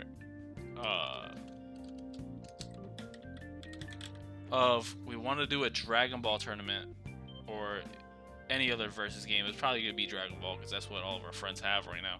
And the most popular, to be honest. Yeah, and it's probably the most popular versus games out of the ones that are out right now. Granted, we know the Marvel scene is still going pretty strong, but yeah, I'm not to disrespect Marvel, but let's be real. It's Dragon Ball, baby. It's the Dragon Ball IP. Like, Arcs has made a good game, mind you, but Arcs' games only go so far off of namesake. It's strictly the fact that it's a Dragon Ball game. Let's be real. But we wanted to do, since we know there are a lot of characters in the roster, we wanted to do like a draft kind of thing, so no person would have the same character. So we were gonna do like a round robin to start between the 8 people. So let me type that. To work on like seeding, and the worst performer would get the first pick. So with right now, GT Goku probably being one of the best characters in the game, or at the time we were doing this idea. The example was with GT Goku being the best character, the worst player could select GT Goku, and no one else would have him. So that way, whoever's the best player, if he's a GT Goku, point main, now he lost GT Goku, like, he has to change his team composition now. Like, worst case scenario, now he's playing Genyu, and he's never touched Genyu before. Well, you're gonna sucks to suck. You got to figure that out, buddy. So during the round robin, anyone could pick whoever they wanted to pick. At that point, then seeding is determined through that to figure out, who's the best player, who's the worst player, subjectively, or I guess objectively. Pretty much objective. We'd have enough data at that point. We would have a decent amount of data to at least determine probably the best and the worst. Like, we know top 3 and probably worst 3, you know? Yeah. So the idea would be, then, obviously I think me and Malik would be streaming this, probably commentating as well, which is something we've wanted to do for a little bit now anyway. Decent practice.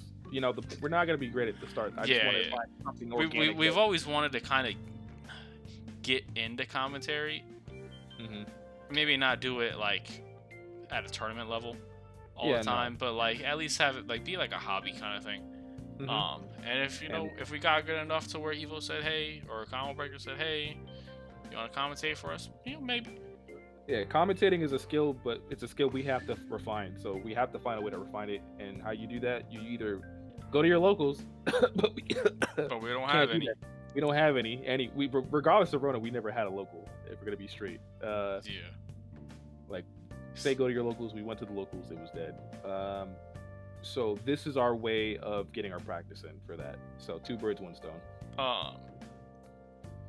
So once the draft, after the seeding, draft would happen. Again, lowest seed would get first pick. I'm pretty sure it would be a fixed draft, as it said, so it would be first, or it would be the lowest, second lowest, third, fourth, fifth, sixth, seventh, eighth, and then back to first, second, third, fourth, fifth, sixth, eighth again. And then the idea was everyone would end up with 4 characters. Because there's enough characters on the roster for everyone gets 4. I think there would be like a few leftover ones, and I don't remember if we said out of those leftover ones everyone automatically gets those. Yeah, basically, I don't remember. I know we said something, but I don't remember what it was. I remember us saying at any point you could possibly swap out your 4th. Because the point of the 4th, right, rather than you just having a team of 3, the 4th is like, okay, I've got my 3 characters that I love playing, or at least I got 1 character I enjoy playing and 2 I know how to play, right? Let's say I got like Super Broly, SSJ Goku, and Vegeta. I'm like, okay, I can make this work. But I also grabbed like Videl. And I purposely grabbed Videl because I want, when I beat somebody, another aspect of the tournament is when you defeat somebody, you could forcibly swap characters with them. The winner gets to choose a character they have, and they can take it. So and then I could say, okay, I beat you, but you have GT Goku. I'm taking your GT Goku, and I'm making you take Videl. So then once that player, if it's in winner's bracket, goes to losers, now they don't have GT Goku anymore, and now they're given the worst character in the game. Which I would feel so bad. That would suck. Honestly, that's a strategy. If I was competing, I'm not gonna compete because I would totally do that. I would feel so bad because I know out of the list of 8 we kind of had, we were like, well, we know who the worst player is probably gonna be. So I know they probably wouldn't pick GT Goku to begin with, but just to be like, all right, here, have Videl, the worst character in the game. Like, that's so troll. Bro, I'd actually say, hey man, can we just like imagine being the lowest seed and then be given the worst character in the game? It's like, bro. I'd probably cry at that point. I don't know if I feel comfortable streaming anymore. I think it's like, okay, y'all, you've seen enough content for one day, people. It's time for us to move on to the next bracket. I don't know. Maybe I just give them a bye. We'll figure that out. So, yeah, now you know the reasoning behind the 4th character. The remaining characters in the roster, I feel like, I don't know, maybe we do like a wild card round. Here we go. I found like the old list we had. So quick round robin. Everyone plays each other once to determine seeding. All games are best of 3, first to 2, which is the same thing. Fixed draft order. Everyone picks 4 characters. The tournament is first to 2, best of 3, double elimination. Losers are winners, finals, losers, finals, grand finals are first of 3, best of 5. Winner of each round gets to swap 1 character of theirs with a loser's character. That's all we had fleshed out at that point. Okay, so we never discussed exactly the remaining characters in the roster. Then. Yeah. I guess we could, but I guess we could do like a wild card round halfway through the tournament, so that way we're inclined. Because I don't want the tournament to be rushed and done in one day. I think the point of this is to do like, okay, today's just round robin day, and that was the Yeah. round. So this would, because it's like a draft. We want to do it like an NFL or an NBA professional kind of way. Like so me and Blake even had like we were gonna go on Fiverr and create like if you A guys have competition. watched like the NFL draft or NBA draft, like the little jingle that goes off once the pick is in, we were gonna have that. But like I'm sitting here thinking, I'm like, yo, that little jingle is gonna go off like every 5 seconds. Oh yeah, 'Cause we gotta. The thing is, at that point, we have to make organic hype, and like we even though the players would know who they're gonna pick for the first round, we have to make them stall and like maybe even do some that debriefing. or they First just like just type their picks in Discord and then we just like Yeah, act like the pick is just can come yeah, in. the pick is in. Oh, what'd be great is Even if we though had it came in an hour ago. what'd be great is if we had Discord audio on in the recording feed, so you hear the Discord alert come up. It's like doo doo in the stream. It's like, oh, The this pick just is in. in. And it's literally just me DMing you the pick. Because I have the list already. Oh, that'd be great. That'd be great. That'd be great. That's a good idea. So I like that. What else? What else did we say? We're giving away like the This again. I'm assuming at this point, anyone who's actually gonna come across the stream it has not seen this part of the video. This is mainly for us at this point.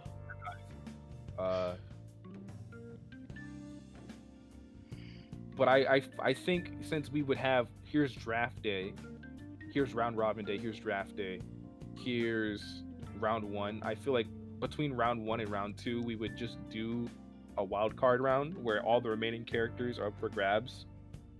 And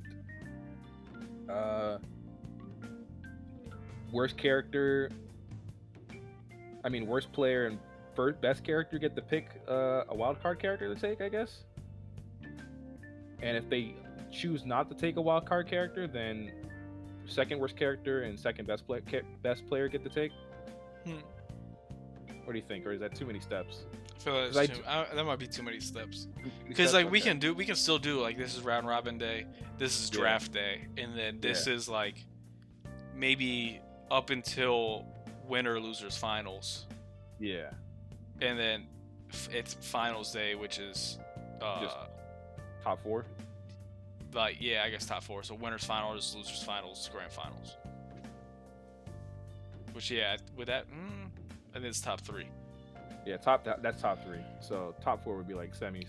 Yeah, top four would be winners finals, losers semis, losers final, and then grand finals. Which that would still work.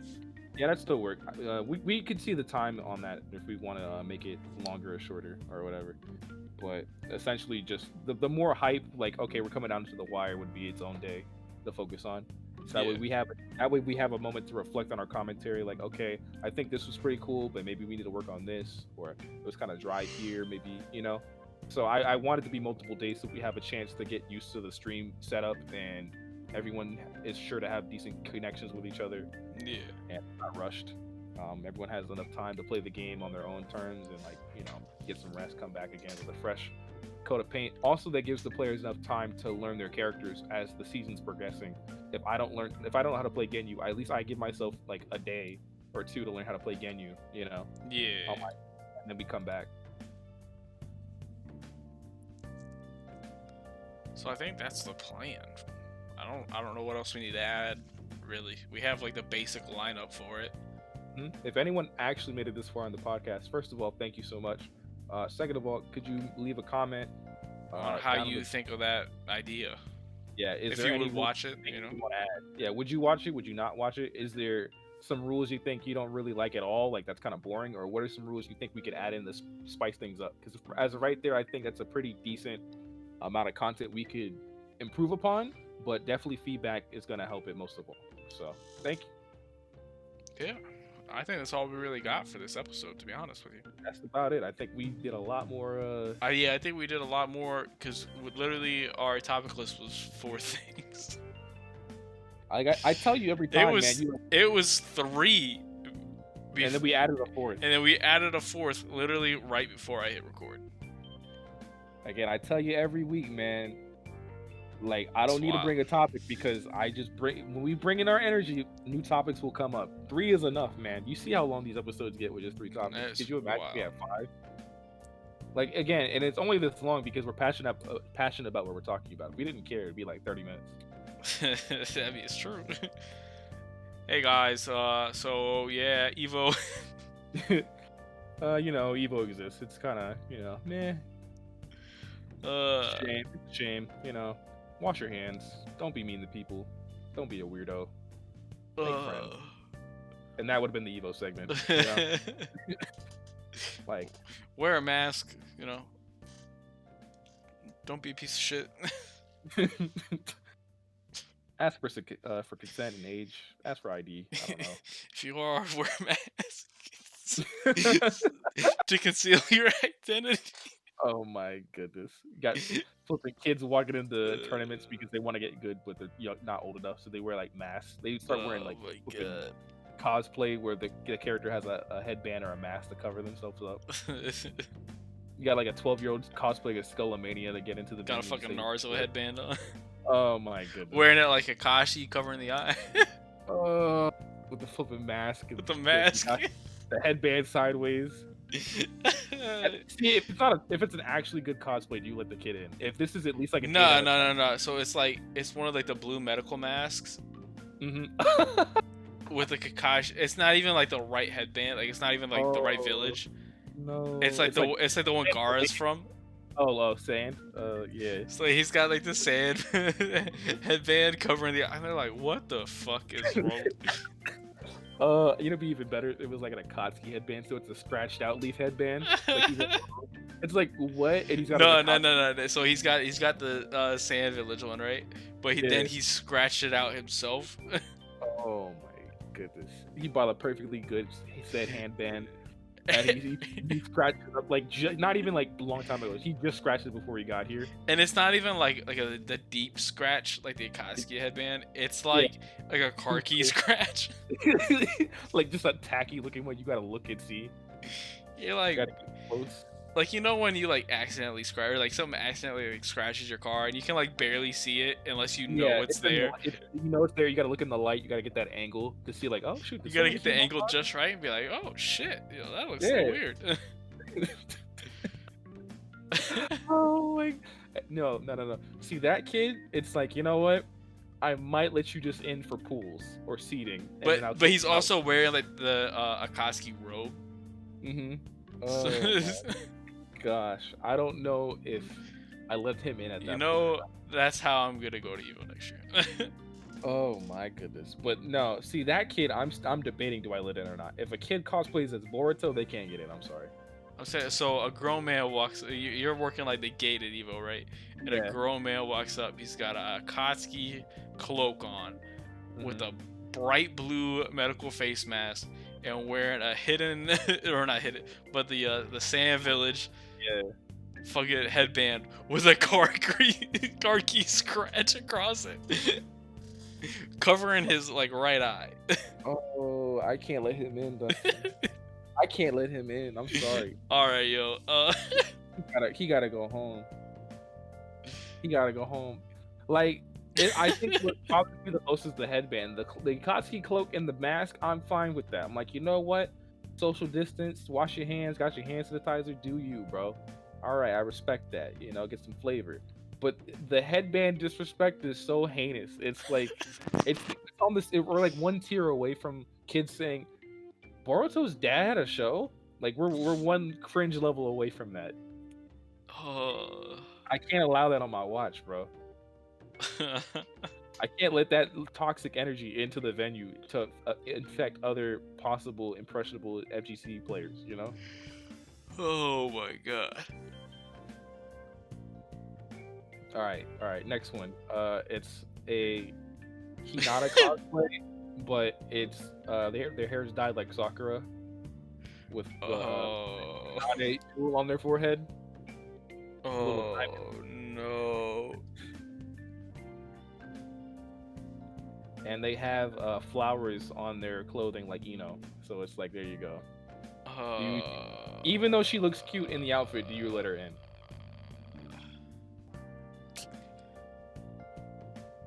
Alright, she might look cute, but how old is she? Because if she is under the age of 18, I don't give a fuck how cute she is. Because that's not happening. For the sake of the record, she's 22.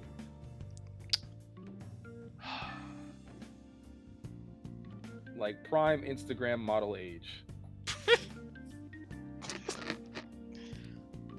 I mean, yeah, I don't really give a fuck, dude. At that point, you just gonna let okay. Alright, yo, hold on. No. Last one. What if the Naruto Akatsuki dude and the hold girl, on, they're together? yeah, they're a couple. You let just the girl in. Yes. And then we don't let the man in. Alright, you're good, but you. you gotta take that headband off. I can't let you. What the fuck are you doing, dude? It's like her. Is that a car key scratch, motherfucker? Take the headband off. Take that off. Take that off. Put that. You just snatch it and just throw it across the. You got the TSA bins when you flip and go in the pre-check and everything. In the bin. You put it in the bin. You snatch it off his head. You chuck it in the bin. You'll get it back when you show me that you deserve it. Oh my! And he leaves the venue. And you toss it back to him when he goes home for the day after. You don't even toss it back to him. You throw it in the back of his head as he walks. He forgot about it. You just chuck it. It's like, hey, oh, hey, yo. Nah, you ain't even give him no hey yo. It's like, hey. Oh shoot. Oh my god. That's a good bit. That's a good bit. Get that knife. Oh my god. Alright, everybody. Don't forget to like, comment, and subscribe on this video, please. It's most appreciated. Hope you all have a nice day. Peace. Alright, so this motherfucker, he got the Naruto wig. With the Sand Village headband covering one eye with a car key scratch over the logo. Not a deep scratch like it's supposed to be. The other eye, he's got the Sharingan contact. He's covering his face like Akashi with a light blue medical face mask. He's got the Akatsuki robes on, or like cloak on, with the Uzumaki clan, like what logo, or what would it be? Like I don't know, flipping their clan badge or something, I guess. I don't flip it though. Ironed on to the back of the cloak, and then it's not even a good one. It's like a leather jacket patch, but it's on like some I don't know, like some silk looking robe, and then a pair of all white Jordan 1s. Nah, he got a pair of all white Air Force 1s. And guess what? He's wearing and1 shorts, bro. He's not even wearing any pants, though. He's got some and1 basketball shorts. They're not even new. These are like the kind he clearly got from Goodwill. These are not his. These are second, third hand. He got a pair of like the the old-fashioned blues, like the baby sky blue Air and1s that they don't even need no more. Oh yeah, and then he got a pair on of white Adidas socks. Like he ain't even got no pockets, Dustin. Or if he do, the pockets are sold. There's hole in it. He got the white Adidas socks with the all white Air Force 1s. Oh my gosh. Yo, honestly, yo, I want to go buy all these things. Just to go full circle, you remember 2 Liter Terry, bro? Oh yeah. He got the 2 liter bottle of soda on him right there, bro. He got the 2 liter. He got the 2 liter. Yo, you know what? What soda I know what I'm being for Halloween this year. No.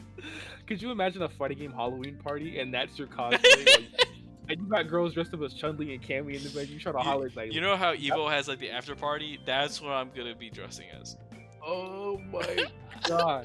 Bro, I can't be associated with you with this after party. Yo, even though you my sober buddy, you supposed to be my backup in case things pop yo, I'm telling you, bro. Like, I'm about to go like on Amazon and buy every single one of these items tonight. Oh no! All All right, what's for real though? What soda he carry? What soda? What's the cringiest soda he could bring to this venue? Cringiest soda? Like a cream soda or like Nah, a? nah. He got a bottle of Mellow Yellow. Oh gosh. Yo. Oh no. Oh, oh no. I was thinking you were gonna say something I can still let slide. Like if he got us some 7 Up, I'm like, oh 7 Up's fine. I see. There ain't no Honestly, problem. I was like, all right, 7 Up. Nah, nah, nah. Nah, that's not Mellow cringe. Yellow. Mellow Yellow is cringe, nigga. Oh no. Yo, I'm literally a cod ski. You gonna make a list and Close. check it? All right, yeah. Hold on, let me open up this Google Doc real quick. Oh, how many Google Docs you gonna make from this one episode of the? You made like 3 podcasts. Oh, On top, no. Halloween costume. This is my costume every year, Oh, I can't. even when I have children. You know what the best part? I love anime. That's what. Oh, you know what the best part about this costume is gonna be, Justice, is that I'm gonna forget we had this conversation when Halloween rolls back around, And I'm gonna just roll up to your house. Don't bring it up. Don't mention it when Halloween rolls around. Just wear it and show up at my house, and I'll be cosplaying as something, and you cosplay something, and that's your cosplay. I'm like, nigga, what? And I'll immediately remember like I'll assume some crazy weeb kid from high school is coming by my house or whatever. Like, man, we ain't got no trick or treat candy. Go home. And I realize it's you. I'm like, oh my gosh, I can't. I have to close the door. You know that bit we keep referring to, like whenever you do something stupid in my house, I'm gonna just not open the door for you or close the door. Yeah. That's definitely gonna be one of the moments where I just like, do I actually open the door for this man? And you know what would be worse if you had the Bojangles box. My parents like, Malik, we know it's Dustin because he has the Bojangles box. If you showed up to my house like that and you didn't have the box, they'd be like, I don't know who that nigga is, but we can't let him in our house. The moment you show up to the house with that costume and you got the box, all you gotta do is lower the mask. It's like, oh, that's just Dustin. That's just Malik's really weird friend, Dustin. Oh, yep. Welcome aboard. Come on in, Dustin. Happy Halloween, trick or treat. Alright, I got the list. Oh my god, this is gonna be fucking great. This is gonna be amazing for everyone, and by everyone I mean just us.